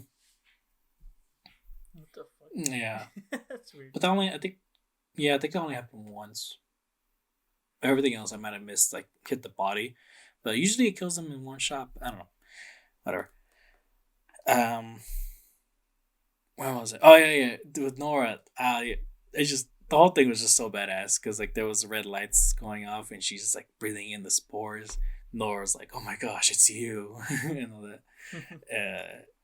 And she's like, Dude, that scene was so fucking intense. I loved it. It just looks so cool. And she goes, "Tell me what I need to know." She's like, "I'll never tell you." It's like, all right. And she like hits her a bunch of times. When you see her, she's back at the theater with Nora, and her hands are just shaking the whole time. She's like, Abby's gonna be here and all that. Oh, I'm sorry. Real quick. Going back to that scene with Nora. So you know, like it's like you have to press the square button, right? And you just see Ellie looking down at her, and she's all pissed off, and I was like, give it to her. Yeah, fucking kill her. And I was like, is that a cutscene? It's been like I was like, it's been like 2 minutes. What the fuck? And I was like, I pressed the whatever button. And I was like, oh fuck, I have to hit it. I was like, okay. I was like, this is awesome. And it's like, I loved it too because just the music, dude. Like the music was getting too intense. It was so cool. Yep. Actually, I remember something. In the first one, when you save Ellie from the doctor, apparently you could have shot him in the leg and keep him alive. And I kill him. Yeah. I didn't know that. That's funny. I killed him, but I think we all did. No, yeah, for sure. No, but for me though, I actually like went up to him, like stabbed him. Everyone else, I think someone said like they just used the flamethrower on all of them. All fucked up. Yeah. That's so funny, man. But yeah, that's where it led to her going to the aquarium, which is she knew Abby was going to be there, which she wasn't. It was Owen and his current girlfriend. I can't remember her name. I think it was Mel or something like that, who was pregnant. And yeah, she. Oh, but we didn't know that. Yeah, no, we knew it was. Well, I mean, we knew there was someone there that was pregnant. Oh yeah, we knew in the beginning. Yeah. That, but we didn't know like who it was exactly. But but I could tell right away like, oh, that's the pregnant lady, isn't it? And she's gonna kill her. And yeah, she starts freaking out when she found out. It's like, oh fuck, like what did I do? Oh, she's like, what the fuck? Yeah. You know about Mel? I don't know why, but like, oh sorry. I always thought that her face looked kind of weird. She looked familiar. I never looked. But it's like I'm pretty sure they got like an actress to like portray her, like the characteristics and all that. But like I don't know, like I feel like the animation on her face looked kind of bothered me a little bit, and I was like, But yeah, I was like, God damn it, Ellie, why do you have to go kill everyone? Yeah. But yeah, when she starts freaking out, she drops the map, which points to her location. Really, you know, I saw some like reviews as I was playing the game and all that, and they were mentioning how like she circled it on the map, and I was like, oh, that's kind of dumb. But then I saw like how the map really looked, and I was like, oh no, I think that makes sense of what she did. Like she kind of just made lines going like, okay, this is the route I took. It's probably safe here. This is the other route. So like it wasn't like here I am exactly. But yeah, that's Abby finds the map, and that's where she gets to her in the theater, and then it cuts to Abby's whole story basically. And like I said in the beginning, I really do think we should start off with this. I don't know. I think it would have been cool to get her story first and all that. And it just kind of like, it really does throw you off, like right in the beginning, going like, oh, I guess we're starting all over. All right then. Yeah, you know what? That's what. So when that happened, right? Like you transition from Ellie to Abby. I was like, my first thought the first thing that I thought was like, it wasn't like, you know, how people were like, oh, when the fuck am I gonna play against her? And I was like, oh, fucking fuck this. Like, hopefully my leveling system isn't like back to like nothing. And sure enough, it's like, all right, you know, you want to upgrade your stuff. I was like, God damn it! Mm-hmm. I was like, shit. I was like, I have to like upgrade this. But you know what I did love about they're two different characters, and they have like they play differently. Mm-hmm. For sure. Ellie is more sneaking around, and you know use the bow. Oh, the heck? My Siri went off. You know, she's more about like being sneaky, being quick. Abby is more like a ruthless like brawler, dude. Yeah. Like I remember like when I was the first mission they do where you get like clickers or whatever, Mm-hmm. and it's like you're in that warehouse, and I was like, oh, I don't have a shiv. Like I had a shiv. Oh, I thought I had a shiv, so I fucking just press square, and she's punching. Mm-hmm. She's punching them, and I was like, what the fuck? I was like, fuck yeah, and that's what like you know she's going all out, and I was like. Yeah, fuck Ellie. I love. I was like, I love Abby. Like, she's awesome, dude. That's cool. Yeah. No, I mean, I mostly just liked her weapons. They were a lot cooler. Especially like this one like handgun that you get. Like literally, it's like a one-shot kill type of gun. She gets a bunch of like. She has like a bunch of like the military grade. Yeah, basically, she had the gun I was talking about is like a hunting gun or something. It's not a rifle exactly, but like it was for hunting and all that. But it was really, really cool.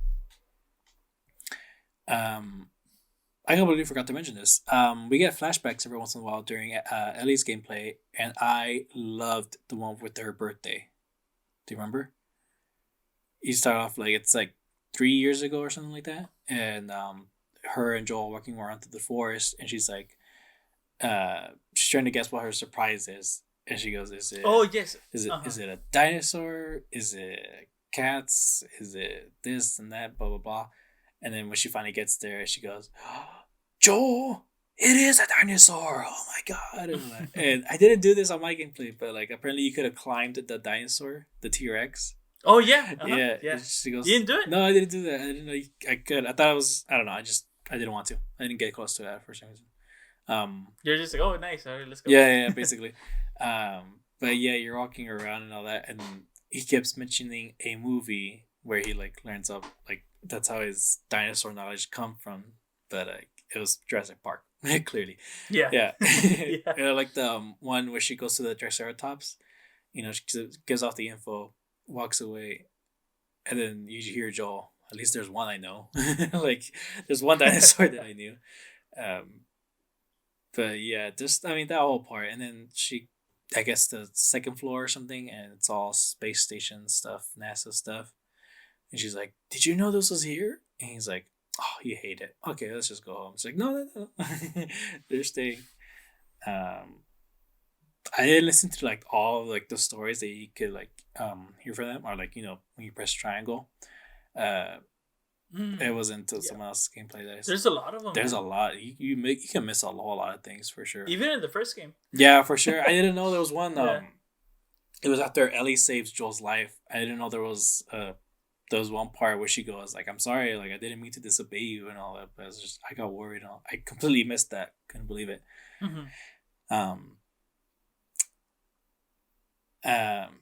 But yeah, at one point you're actually like in like this space pod or whatever, and the one gift that he got her, like for sure it was recording of the launch, and it was just nice. It was cool seeing her child. Yeah, that scene was pretty cute. Yeah, her childlike imagination basically going off, and it just shows like how much he's like so much cared about her. And wants to make her happy. It was great. Then, but there's another one after that. It was just kind of her questioning what exactly happened that day at the Fireflies and all that. But then the flashback after that, that's when she finds out that Joel had killed them all to save her and all.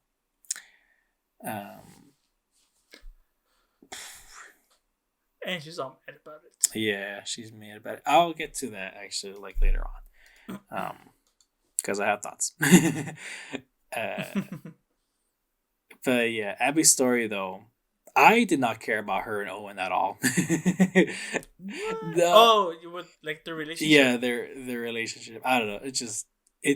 I did not. Yeah, I didn't care about the relationship either. I just like I loved Abby. Yeah. I was like, whatever. Yeah, you liked her gameplay, but I did start caring about her when with her when her friends were all dead. no, with Lev and Yara. Oh yeah. Yeah, Yes. once they got there, I was like, "Ooh, okay, I know what you're doing here. I hope they live. Like, Mm-hmm. what's gonna happen? Let's see." Yeah. And I like their adventure. I liked her with her friends. I did not care about like her relationship with Owen. Mm-hmm. I was like, what's in the past is in the past. So, you guys were together. You guys aren't anymore. Okay, that's fine. Yeah. I'm pretty sure they're throwing it into like right now just because it's like, oh, it kind of happened recently, or like they're still not over it, or whatever. Mm-hmm. But okay, that's fine. I mean, just don't throw it in my face. Which I guess they did in a bit, but yeah, they did because it had those flashbacks. Huh? Yeah. Yeah, I forgot about that. Yeah. Yeah. I was like, whatever. Mm. But the best part about Abby wasn't the relationship she had with her friends. It was with Liv and Yara. What was it? Yara. Yara. Okay, I was gonna say Kiara with a K. Yeah. Oh yeah, no, dude. This is like my favorite part of the game. Mm-hmm. For sure. Like it was so interesting. Like just like that's a cult. Yeah. It's a fucking cult right there. Mm-hmm. It was crazy. Mm-hmm. And then Lev is a girl, right? But yeah, Lev is a girl, but she identifies as a boy. Identifies as a boy, and that's why she shaved the head. Okay, Mm-hmm. gotcha. Because the whole time I was like, "What? I don't get it." And then like later on, I was like, "Oh, I think she's a girl." Yeah. Or he's a girl. Yeah. He. Mm-hmm. Yeah. If you guys are listening, if you guys are trans, I'm all up for it. You do your own thing. I'm like confused about it. Mm-hmm. That's my own thing. But you do you. Yeah. No problems. But yeah, with those two though, like I really got super interested with Abby's story. Like I wanted to see where it was gonna go, what's gonna happen. Like, and clearly the final fight between her and Ellie.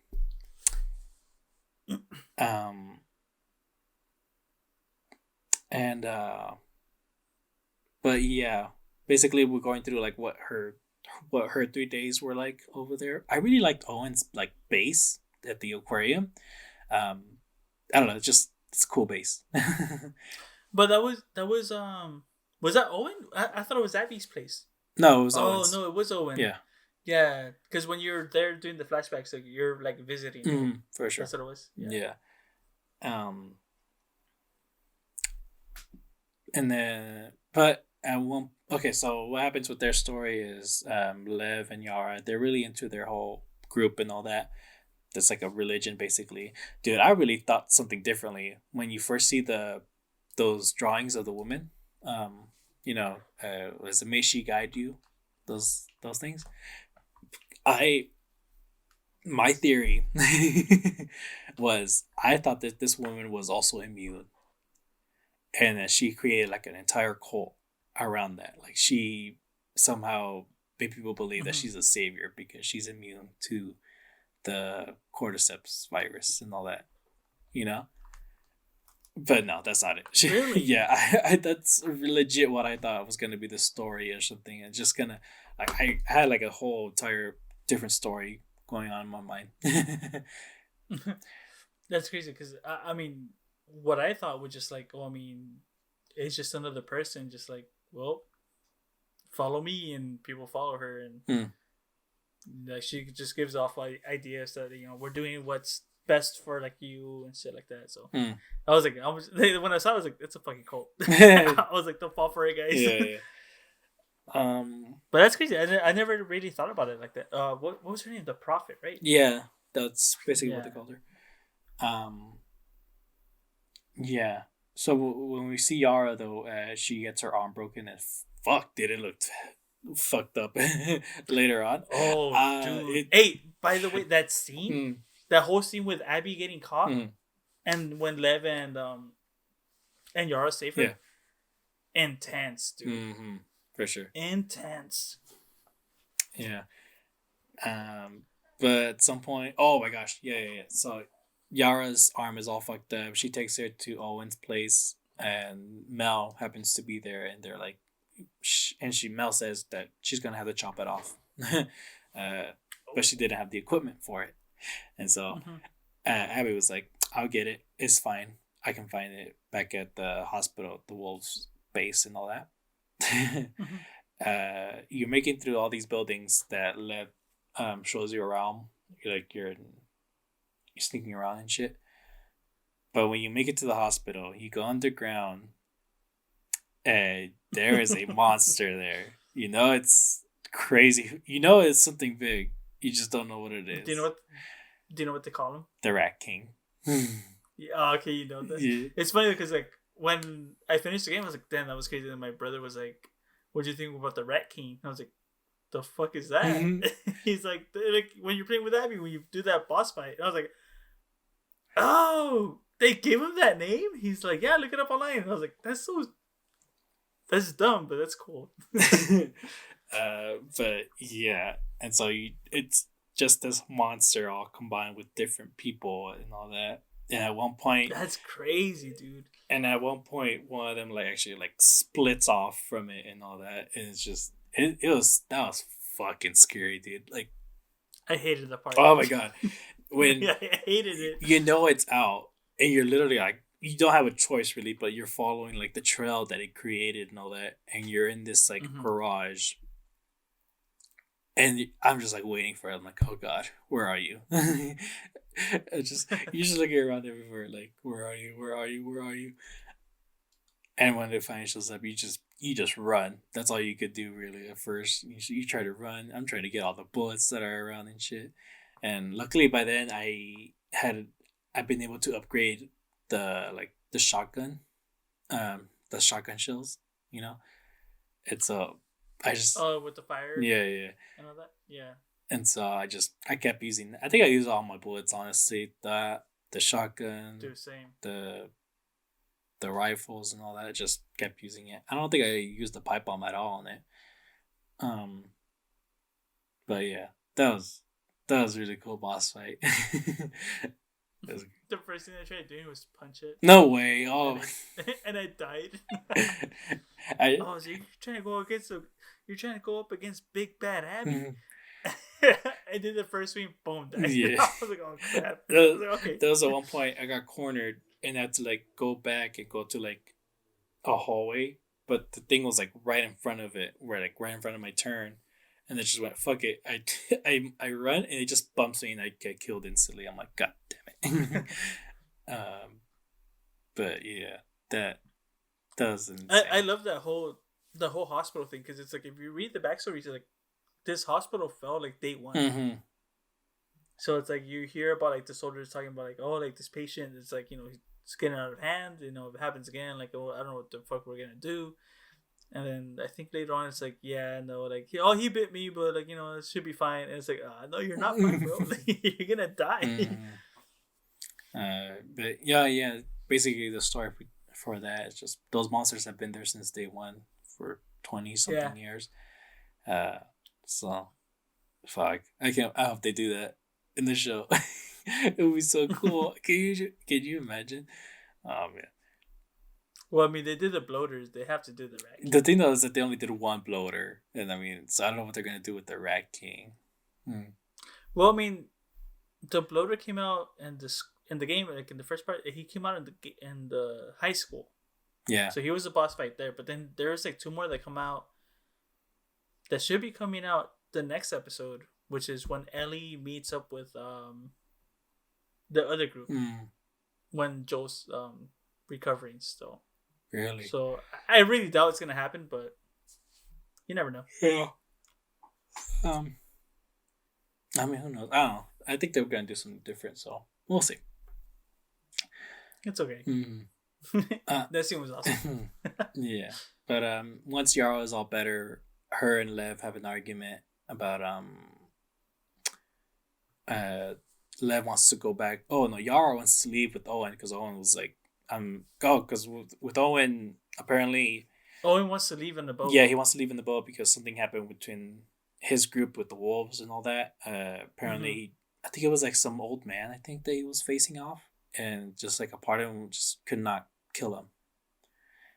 He just kind of this guy's not doing anything, and it's just how long is it? I don't know. Just I think for him, it just got to him that like keep doing this.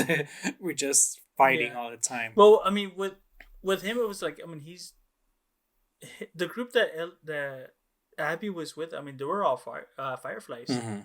And then when the whole thing happened with her dad, was that they stuck together, but they all left. Well, they pretty much just stuck as a group, and then they found the wolves, and then they're though they're like the fireflies are dead and stuff like that, but it's like we're doing this. Mm-hmm. So I'm pretty sure he's just fucking tired of like. 'Cause I mean, with the fireflies, I'm pretty sure they weren't going out like killing people. Like this is a whole organization where like just okay, we need to control our territory, and this is what we're doing. The fireflies were only against what's the government called? They call them the scars, but I can't remember what exactly they call. Oh no, that's in part two, but the first one. Oh, It was the fireflies and Fedra. Fedra. It was only them two. Mm-hmm. So I'm pretty sure they were just like, oh, just Fedra, do these little missions to like try. They're trying to help humanity in a way. So then when the fireflies expanded, they were pretty much just like they found the wolves and they're just like trying to not trying to survive, but like okay, this is our territory. Like if anyone goes here, fuck them up. Mm-hmm. And I'm pretty sure he's just tired of that. Yeah. So he's like, I'm pretty sure that's why he couldn't kill that old man because he's like, why am I gonna kill him for like he's like what's the point? Mm-hmm. And so when that happened, he's like, nah, I gotta get the fuck out of here. Yeah. So Yara wanted to go with him. Lev wanted to stay, and most importantly, he wanted to get his mom. Yara, though, she was like, when she sees Lev, she's gonna kill him because because broke the rules. he can't go back. Mm-hmm. And so Yara and Abby go to the island where they live and try to get Lev back. Which that whole sequence I honestly loved.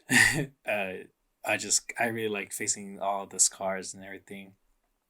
Dude, it was so sick. Mm-hmm. And then like just seeing the way that they live and like they have a whole farm. yeah, It's like what the hell? mm-hmm. I don't know. I think I just had like a lot more fun sticking around here because yeah, like you said, it was like a farm, so they had like tall grasses everywhere, and it was kind of really cool to sneak around.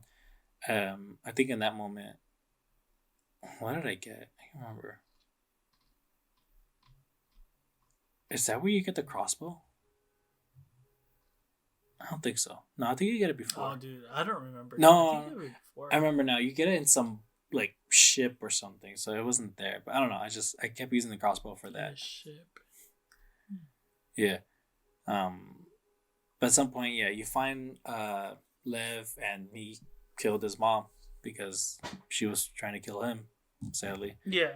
And so they're just like, oh, that scene was crazy. I totally forgot that happened too. mm-hmm. It's like with he goes in the hut, but it's like the hut's burning, right? Like was it? Not the house, but like everything's on fire. Yeah, at that point, like I forgot to mention the wolves. Yeah, wolves and scars. They were at war, and the wolves, they were gonna make an all-out assault on the island where the scars live, and they were gonna use the storm as like a cover for themselves. And so when they got there, it was the day of the storm, the day of the fight, and so just all hell breaks loose, especially like after, they get Lev back and all that. Mm-hmm. So you're kind of cutting in between wolves and scars, trying to like sneak away from them.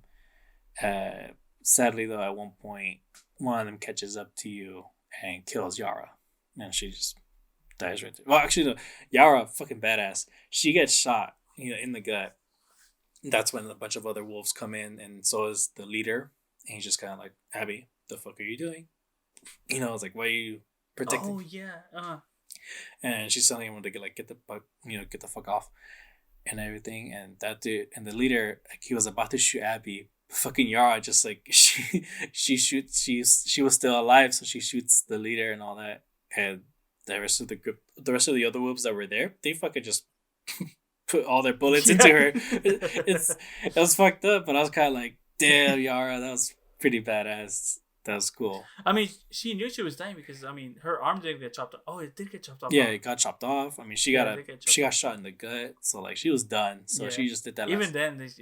Even then, like after she got her shit chopped off, she's like, "What am I doing?" Mm-hmm. It's like I can't use my bow. Yeah. So yeah.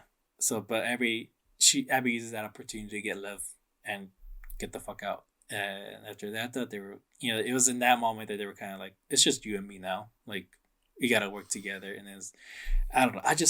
I really loved it. Yeah, and I thought it was crazy too because like after that scene, it's like you're not just fighting the what are they called the scarabs? Scars. The scarves. Scars. You're fighting wolves, dude. Mm-hmm. It's like yeah. You're killing everyone in that fucking island. Yeah, like you just can't. Like you literally see two sides, like they're shooting at each other, and you can sneak around. And I'm at some points I'm just kind of like shooting them right behind the head, just like you're gonna have to shoot both of them, and Mm-hmm. it's like I love the little interactions too because I think there's like a little a little building that you go in there, and the wolves are looking for you, Mm-hmm. and these are like your friends. Like I remember, like there was a part I think one of them was like, oh yeah, like it's you can hear them like chatting over like to each other, and they're like, oh yeah, like Abby, like she fucking did this, she did that, like now, well, I mean, we've known her for so long, but we gotta take orders. Mm-hmm. And I was like, fucking shit, dude, that sucks, dude. There was one. This guy goes, "Abby's here. She'll save us," and I killed him. Oh, this guy. Dude, it was funny. I couldn't believe I heard that. And at first, I thought it was like, someone saying like, I thought it was a Scars saying like she'll protect us, like talking to their deity and all that.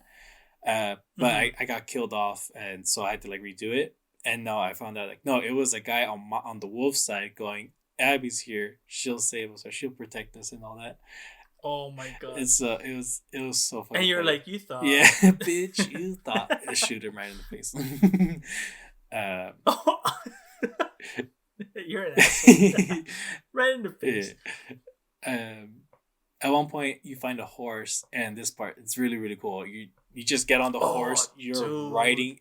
Fires everywhere. Both wolves and Scars. They see because they're not just after. It's not just the wolves going after Abby because she's a traitor. It's the Scars going after Lev because she fucking broke their rules. So like they're all coming after you. Dude, it's not even that, dude. It's like it's they're not even after you guys. They're like you're running through a fucking war zone with like two factions just going off at it, and you're just going right through the middle. Yeah. You're like, oh fuck. And it's like they're not against us, but like they're not even worried about you. They're at this moment they're worried about like killing the wolves or killing the Scars, and you're just right in the middle of it. Like that's the whole thing about it, and I was like, oh my god, I love that whole horse moment though. Yeah, it was awesome. It was awesome. It looked badass. But yeah, you make it out of the island. You fight this really big guy, the giant hammer and all that. You fight him off. I think. Oh, I can remember. You're close to the docks. You're going through this building that's like completely on fire, and the building collapses on Abby, and that's how she loses all her gear. I didn't think about that. Yeah, she loses all her gear there because when you see her with Ellie, when you were on Ellie's perspective, she didn't have anything at all. So it's like, well, what happened to that? And just because she lost it during that fight, and so yeah, but they make it off the island, go back to the aquarium, but that's when she finds fucking. Oh my gosh, I forgot to mention. There's one part with Abby, where she's going up against a sniper guy, and she's kind of. Do you remember you were with Manny? I think that's his name, and you're both working together trying to get past this. Oh, the homie. Uh-huh. Yeah, you're trying to get past get close to the sniper and all that. And you're just kind of like, dang, this guy's good. That's their dialogue. Oh, Yes, yeah. I remember. They're going like, damn, this guy's. I hated that section. It was really difficult actually. They kept saying like, damn, this guy's good. It's like, who the fuck? Yeah, because you also go through like a parking garage and there's infected there, and it's like you have to deal with them. With the sniper, it's like, dude, like. And the sniper was. Give me a break. And the sniper was purposely like hitting the cars to make noise and like attract your attention. That was fucking badass. At some point, like, oh my god, this game is so long. Yeah, at some point, like you finally kind of have him cornered. You're trying to sneak around, and they try to open this door, but like it was too heavy. They couldn't do it. And then Manny goes, fuck it, we'll just. And then he gets shot in the head. It's like that's just. Oh yes, yeah. That's just how he dies. gets shot right there running for the Abby, and Abby like gets the fuck out of the way. I can't remember how you reach him, but like you finally reach the sniper, and you find out that it was Tommy the whole time. Yeah, You're going up against. and he gets away, but like he jumps off. No, right? Like I think she shot him in not like a lethal area, but like in the stomach, and she pushes him off the dock, and he falls in the water. was this before? This is after the. No, this is before. He goes with Ellie, right? Mm-hmm. Oh yeah, I think he's like okay, yeah, no, never mind. Yeah, I got it. Mm-hmm. I was like, where's the timeline? I'm all confused. Yeah. No, I remember now. Yeah. But yeah, that part was badass. But yeah, dude, when that shit happened, when it was Tommy, I was like, oh shit! Tommy. I was like, Tommy. Yeah, and I forgot that you like were following him.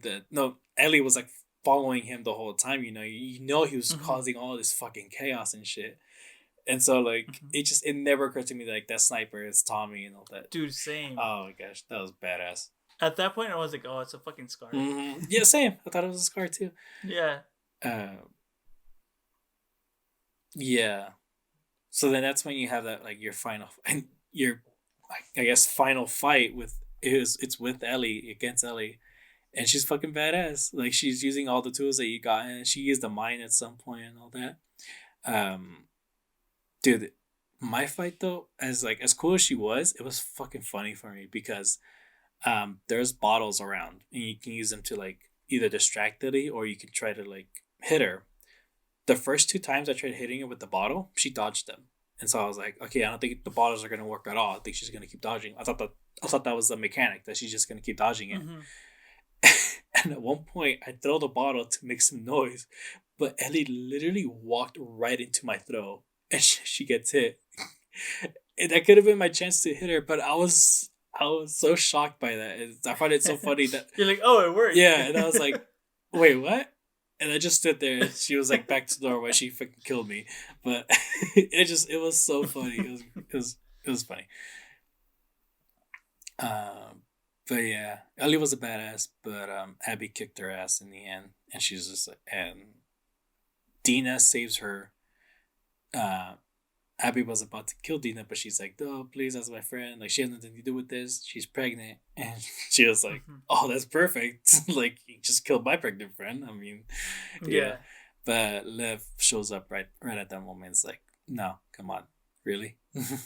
And she just tells Ellie, I don't want to fucking see you again."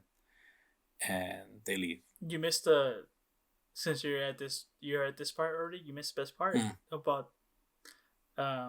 Right before you stop playing as Ellie, you get that cutscene, right? And it's Tommy and Jesse, and like, oh shit, there's someone here, and then Jesse sneaks up around and boom, gets in the fucking he gets shot in the head. Oh yeah. I actually didn't really go over it much. Yeah. He did. Yeah. Her Ellie and was it Jesse? I don't know what they were talking about, but it was kind of like they were kind of like getting ready for the whole situation going down. And once they get back home and everything, they hear a noise and they just like burst into the room, and he just got shot like right there, just drops dead. Like, what the fuck, dude? And he's trying to turn the corner and boom, and I was like, what the fuck? I was like, wait, what? Like, who the hell is here? And I was like, oh shit, it's that. Yeah. I was like, god damn it. I also forgot to mention she had like Tommy like right under her. She gets distracted by Ellie at some point. That's when he gets up, tries to like get the gun away from her, but she beats him up and shoots him in the head. And you think, no, that he's dead. Yeah, I did think for a second, but then I was kind of like, it seemed like it kind of hit him on the side of the face. So I think he could be alive, and they really tricked you for a long while, that thinking that he might have been dead. Yeah, until you like the damn epilogue.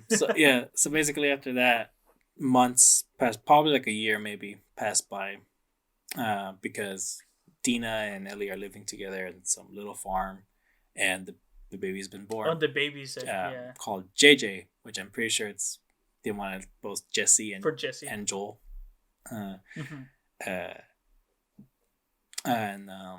You're just saying their regular lives, but turns out Ellie still gets crazy nightmares, crazy like I guess PTSD moments of Joel's death, and Dude, that was crazy. And she just like that whole PTSD scene. I was like, oh shit, dude. She can't let go of the thought of Abby still being out there. And at one point, Tommy shows up and he's all scarred up in the face. He has a limp, and turns out him and Maria are divorced because because he can't let shit go. He couldn't let it go either. Yeah. But he got some info of this woman, super buff. He said built like an ox, in the coast of California or something like that. Santa Barbara. Santa Barbara, yeah. And I don't know how I feel about this. I don't know. I find it kind of fucked up. But basically, Tommy tells her about it, and she's like, Ellie's going like, no, I can't do this. I gotta stay here, you know. And he's really pissed off at her. He's like, how dare you? Like, why are you guys gonna let it go? I don't know. I find it weird, especially because I remember now, he was the one that like kind of suggested you go home. You know, after the aquarium thing, you know, he was ready to go home, ready to go back to her. I don't know what exactly. Yeah. So no, I thought about it the same way too. Like, why the fuck is he mad that she doesn't want to go? But then it's like, I mean, look at him. He's pretty much a cripple now. He got shot in the fucking head. He's divorced. I'm pretty sure he's just fucking angry at the fact that like he's miserable and he has to point it to someone else. You know, he can't accept. He can't accept the flaws that he just did. I'm pretty sure like when the whole Joel thing happened, like his wife was like, "No, you can't go for revenge. You have to stay here."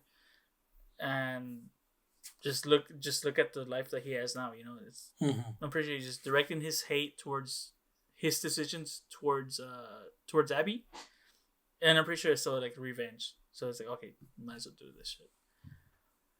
Yeah, but that's my own personal thought. I don't know. It was weird, but yeah, Ellie couldn't let it go, and this is my one other little part that I didn't like.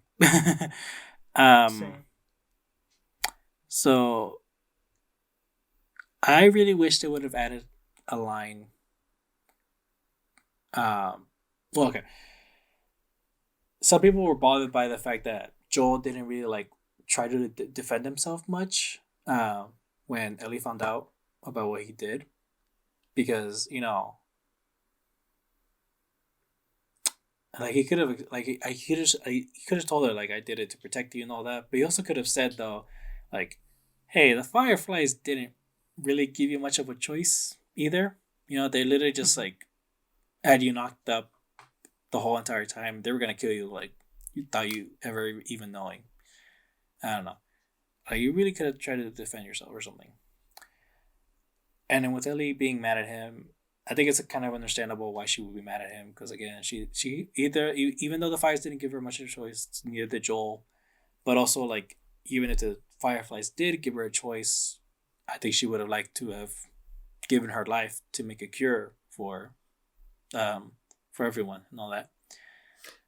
Well, that's why Ellie was mad at Joel, because she was like, my life would have mattered when she said it, because it's like, yeah, even then, I felt like even then she knew the risk. Like even then, like if it didn't work, like my life would have mattered because I was immune. Well, I am immune, and it could have gone towards research and or something. And it's like, I get it, but at the same time, it's like, well, I mean, I don't know. I can't relate it to it. It's like, yeah, I'm not immune to like anything, so it's like, I do get why she's mad, just because all the shit that's happened in her life. She's like, oh, my life would have mattered. I could have helped the world, but he didn't give her that option. Yeah. And at the same time, it's like you feel bad for Joel, because it's like he went through that whole trouble to like take her somewhere, and it's like just in the end she'd be like, oh, okay, yeah, we're gonna, we have to kill her to do this. It's like, no, like, dude, I mean, that through the first game journey, he's like, I mean, she becomes his daughter. That's what he wants. Like he gets that back, and it's like for him to lose that again, and it's like I do kind of understand like why he did what he did. Yeah. At the end of the first game. So. And that's the thing though that I really wish we would have had in this game is I wish we would have had a line that she finally understood why Joel did what she did, and it would have been perfect. And I mean, I think you can guess that she probably understood that at the end. Yeah, at the end when she didn't kill Abby. But yeah, she goes to Santa Barbara. She's dealing with these people who are probably human traffickers. I'm not sure. Well, here's the thing. Like she does forgive him. Well, with the flashbacks, it's the beginning of forgiveness. It wasn't like Yeah, but I mean, come on. Like, I mean, she's not gonna not forgive him. Mm. I feel like she was. I feel like the reason that she's so mad at Abby. I mean, even then, is because like maybe days prior to what happened in those events of Abby killing Joel, she was like, I mean, for so many years, like 3-4 years, she resented Joel. She was like, no, like, I mean, fuck you, you know. But there was there's that scene where it's like, you know, like, yo, I can start trying to forgive him, and I mean, she's gonna forgive him, like, you know, she cares about him and he loves her, but she really does care about him, and then so like, okay, you know, like, you know, she's gonna actually start forgiving him for like what he did to her, like for not giving her that option, and then to see him die in front of her, like, she's like, yo, what the fuck, like, I loved him. And it's like basically, like, she never really got that chance to actually like forgive him fully and all that. And that was taken from her as well. Because honestly, like, it did kind of bother me that, you know, she couldn't let it go after like a year away from her and all that. Like, you're really gonna go? And and this is one thing that the people that hated the game, they think that the game is trying to say that Joel is a bad guy, like that what he did was bad. He is a bad guy. He deserved what he got. Like, they think that the game is trying to say that. I didn't see it that way.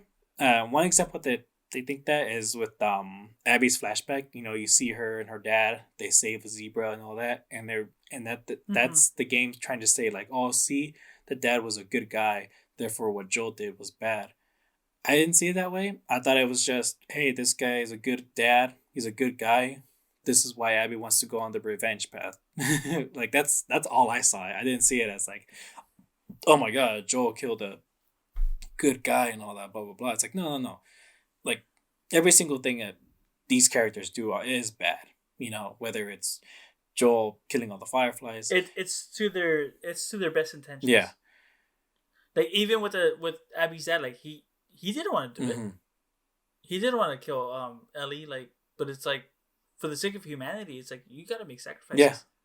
And that's kind of the thing with this whole game. It's like, it's all about consequences to your actions. It's not about like what is good or bad. It's just there are fucking what is right and what's wrong.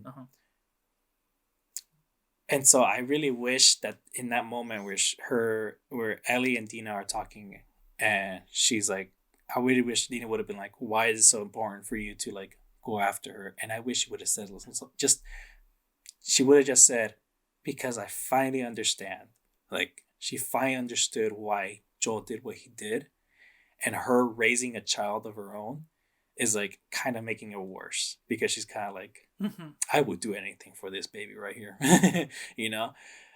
And so a part of her just kind of like just hates her more and more as the days go on, because Abby didn't give her that chance to really forgive Joel.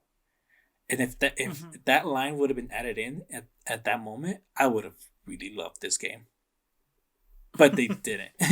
And so like a lot of it just has to be like, it's really just a theory of mine, basically, of like why she's going after Abby and all that. And so I really wish they would have done that. Yeah, you know, that's why I hated right here. This was the last straw. I was like, dude, Abby's annoying. Like, not annoying, but like in the sense of like I don't like her as a character right now. Abby or like, Ellie? Sorry. Oh, I'm sorry. Yeah, Ellie. Okay. It's just like, I mean, you have what you want. You have your girlfriend, spouse, whatever she is at this point, and you have the baby. both of you take it. I get the PTSD. Like, I'm so sorry that you have that. You know, I mean, who can go through that and still not like picture it every other day? I mean, it happens to people right here and then, like with war. Like, I'm sorry that they get PTSD. I've seen videos. It's like it gets crazy, but it's like, you know, like she tells you like don't go. Like she literally told her like don't go. If you go, like we're not gonna be here when you come back. Mm-hmm. Like you left us before, and for what? Like you're still like nothing happened to you. It made it worse. Mm-hmm. And she's just like, I gotta go. Mm-hmm. I was like, Ellie, dude, don't go. Mm-hmm. you like, just stay with the baby. Yeah. Stay with the baby. And what's your face? Yeah. But yeah, she goes to Santa Barbara. Abby gets kidnapped in that point. Tortured too. You find her when she gets captured and they throw Lev through the fucking garage. The garage door. I was like, oh shit! I was like, they fucked him up. Yeah. And so you're going through all that. I thought it was this funny moment though. Ellie gets caught, and this guy, and because she gets caught in like a bear trap or something. No, not a bear trap. Fucking a rope trap, whatever. It's a rope trap, so like she's hanging. She steps on it and like she's hanging from the Yeah. tree. Like it's like one of those cartoon things. Mm-hmm. And I love that scene. Yeah, Yeah. yeah. It's so fucking. And funny. there was like there was a zombie next to her also caught in like the same trap and all. And so when they put her down, this guy was like, "Oh man, she's hurt. Yeah, we can just leave her here to die." Blah blah blah. He's like stepping back, and the fucking zombie that was behind him like starts, trying to get him, and all that. He's just like, "Oh shit, oh shit," and he doesn't get bit, but again, Ellie sees that and she's like making fun of him, being like, "You scared little bitch," blah blah blah. It's just like, "Oh, you think that's funny?" Talking Yeah, shit, so he picks her up and it's like, "Oh yeah, you're scared now, huh?" Like tries to put her hand in front of the zombie. That gives her a chance to grab his arm, put it on the zombie. It was a cool way she got out of it. Basically, gets right in front of him. The guy's partner is trying to shoot them, but she's blocked and she's able to like get him. You actually get a freaking machine gun with the silencer, dude. Oh finally. my god! Oh, dude, I know, right? I didn't use that much, but like, dude, that was so cool. Well, yeah, I guess it's the last. It's the end of the fucking. Yeah. But also like it was kind of hard to use, but whatever. But she does get bit in that moment, and when she goes to where Abby is exactly, and she frees all the people that were also captured, they're like, she's bit, and they like point the guns at her, and she's like, put the fucking gun down and all that. I found it so funny though, because she's kind of like, oh my gosh, no, it's fine. Like I'm sure in some part of her wants to be like, I'm fine, please don't come, like chill the fuck out, but that's not gonna happen. I don't know. I just found it funny.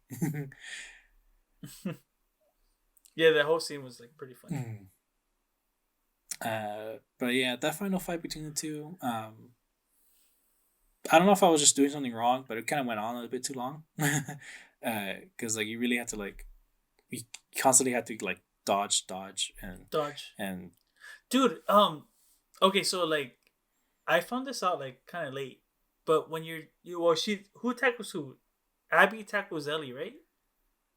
In the beginning. That's when when the fight scene starts and you get tackled, and I was like, oh shit, I got tackled. But you can dodge the tackle. Really? I was like, what? Yes, like the first thing that they do is like, if you're playing as Ellie you're playing as Ellie. Abby tackles you, but you can dodge the tackle, and I was like, what the fuck? And like I saw one of my friends because she was playing it, and I was like, you can fucking tackle, and she's like, yeah, and I was like, man, I got tackled so many times, bro. Like, I kept dying. Yeah. But I was like, oh shit, that's cool. Huh. Yeah. I'm pretty sure I did dodge it. I don't know.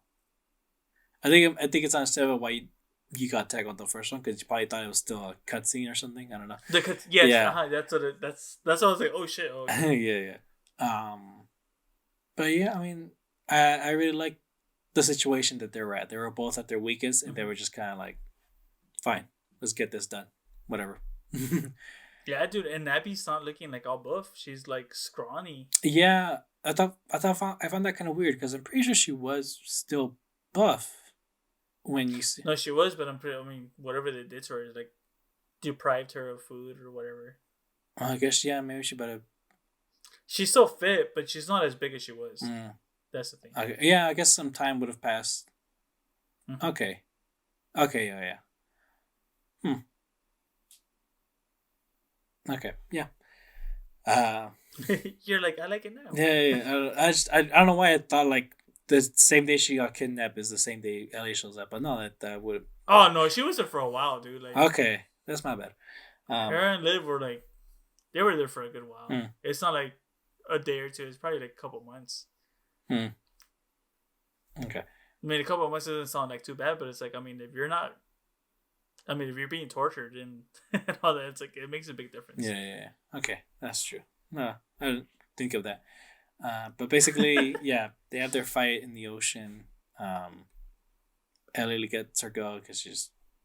I mean, that's one thing you could understand from in that moment. That's like it's not gonna bring her happiness or anything. She kills her, so she just lets her go. Next thing, she goes back home, but everything's gone except for her guitar in our little art room. And you try playing the guitar, but she only has 2 fingers on the. Oh yeah, on it. Abby bites her fingers off. Basically, it's the pinky and the one next to the wedding ring. The wedding ring. Yeah. She bites those off. But yeah, and then that's it. She just plays, can't play it, and then just walks away from the farm. And she leaves. Yeah. That's. I mean, what do you think happened? Like, did she just straight up leave Jackson, or is she just gonna go back to Jackson? I feel like she's gonna go look for Dina. Just because it's like, I mean, what else is she gonna do? Okay. Like, I feel like she left all her possessions behind to say like, "Hey, look, I'm done. Mm-hmm. What I do care about isn't that, I left it behind. What I care about now is you and what was it called? JJ, Mm-hmm. right? But it's like at the same time, it's like, dude, like you just can't easily go back. Yeah. When you left, when they were begging you to stay, it's like, come on, dude. Also, when you finished the game, did you load up the game again or no? For the main menu? On the main menu, yeah. Because it did change. Was it? What was it? The first one? I forgot what the main menu looked like in the first one, but the second one was like the boat reached the Firefly station. Oh. Where Abby and Lev were going. Oh, I thought that was the. So they made it. Okay, that's cool. You know how they took the boat Yeah. off of Santa Clara? They were going to like, oh my god, what's that? There's an island called off of the coast of LA. There's like a little island. It has a name. I mean, there's stuff in there, stores and stuff like that. But supposedly that's where the Firefly station is at. And so when you beat the game and you load up the game again, and in the main menu, there's a boat with that. It has like it's like a building that's there with like the flags, and that's supposed to be like the Firefly station. So it's pretty much like the boat landed and there's like footsteps. So then they're like, oh well, they made it to like the Firefly station, because I mean that's what she's been looking for like the whole time. Like after the whole thing happened, she's like, oh, let's go to the Firefly. That's what she was at Santa Barbara. Yeah. Because she was trying to get to that island. Oh, that's cool. That's nice. I like that. Yeah. That's sort of like, oh, part 3 is gonna be about Abby again. And I was like, sure. Yeah. I mean, I don't know what you would do in part 3, honestly. Are they making a part 3? I feel like I heard they are. I saw a tweet, something they're done with Uncharted. They don't want to do Uncharted anymore, but I think they're like, oh, if it comes up, it comes up. But I'm pretty sure they are. Okay.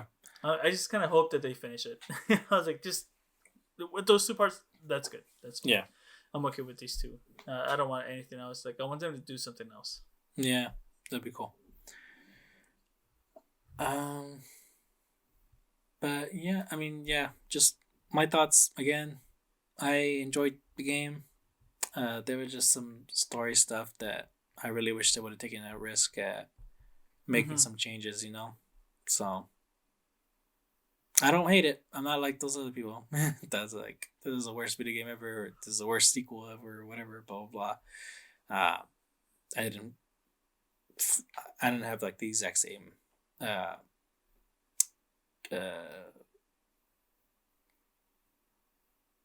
I didn't hate it. You like the first one more though. Yeah, I like the first one That's more what for it is, sure. Yeah. No, that's fine. Yeah. You're wrong, but that's fine. No, I'm kidding. No, I mean, the second one does have its flaws, but I'm looking at it more as like with the mechanics, gameplay mechanics and stuff like that. And honestly, like Abby was awesome. I love playing as Abby. Yeah, I liked it. I liked it a lot. It's one of my top 10 video games. My unofficial game list. Nice. Yeah, those were our thoughts on The Last of Us Part 2.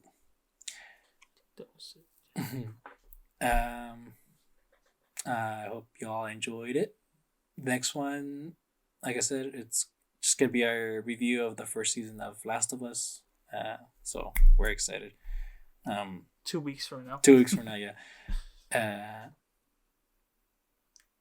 Yeah. Check us out and check me out on the other podcast, Red Spotlight. Hopefully, turn to page. I keep saying that, but we'll see. Is that still not going on? Nah. I thought it was. No, wait, it's still on hiatus. I'll jump in once. We could talk about it, and I'll be like, "Yeah, Hogwarts Legacy, you could do this." Oh, you know what's funny about that game? I'm so sorry. I keep seeing, like on Twitter or like YouTube Reels, they're reading parts of the books, but they're on Hogwarts Legacy. Like they're walking through the parts where they're talking, like the parts that they're talking about, and I was like, "What the fuck?" Like I'm telling you, like the attention to detail in this game compared to like with the books and the movies, it's crazy. Dang, that's good. It's good. That's awesome. It's good. Check it out. Yeah. Yeah. No, I'm sure Ada would love to like look at everything on that. We'll see.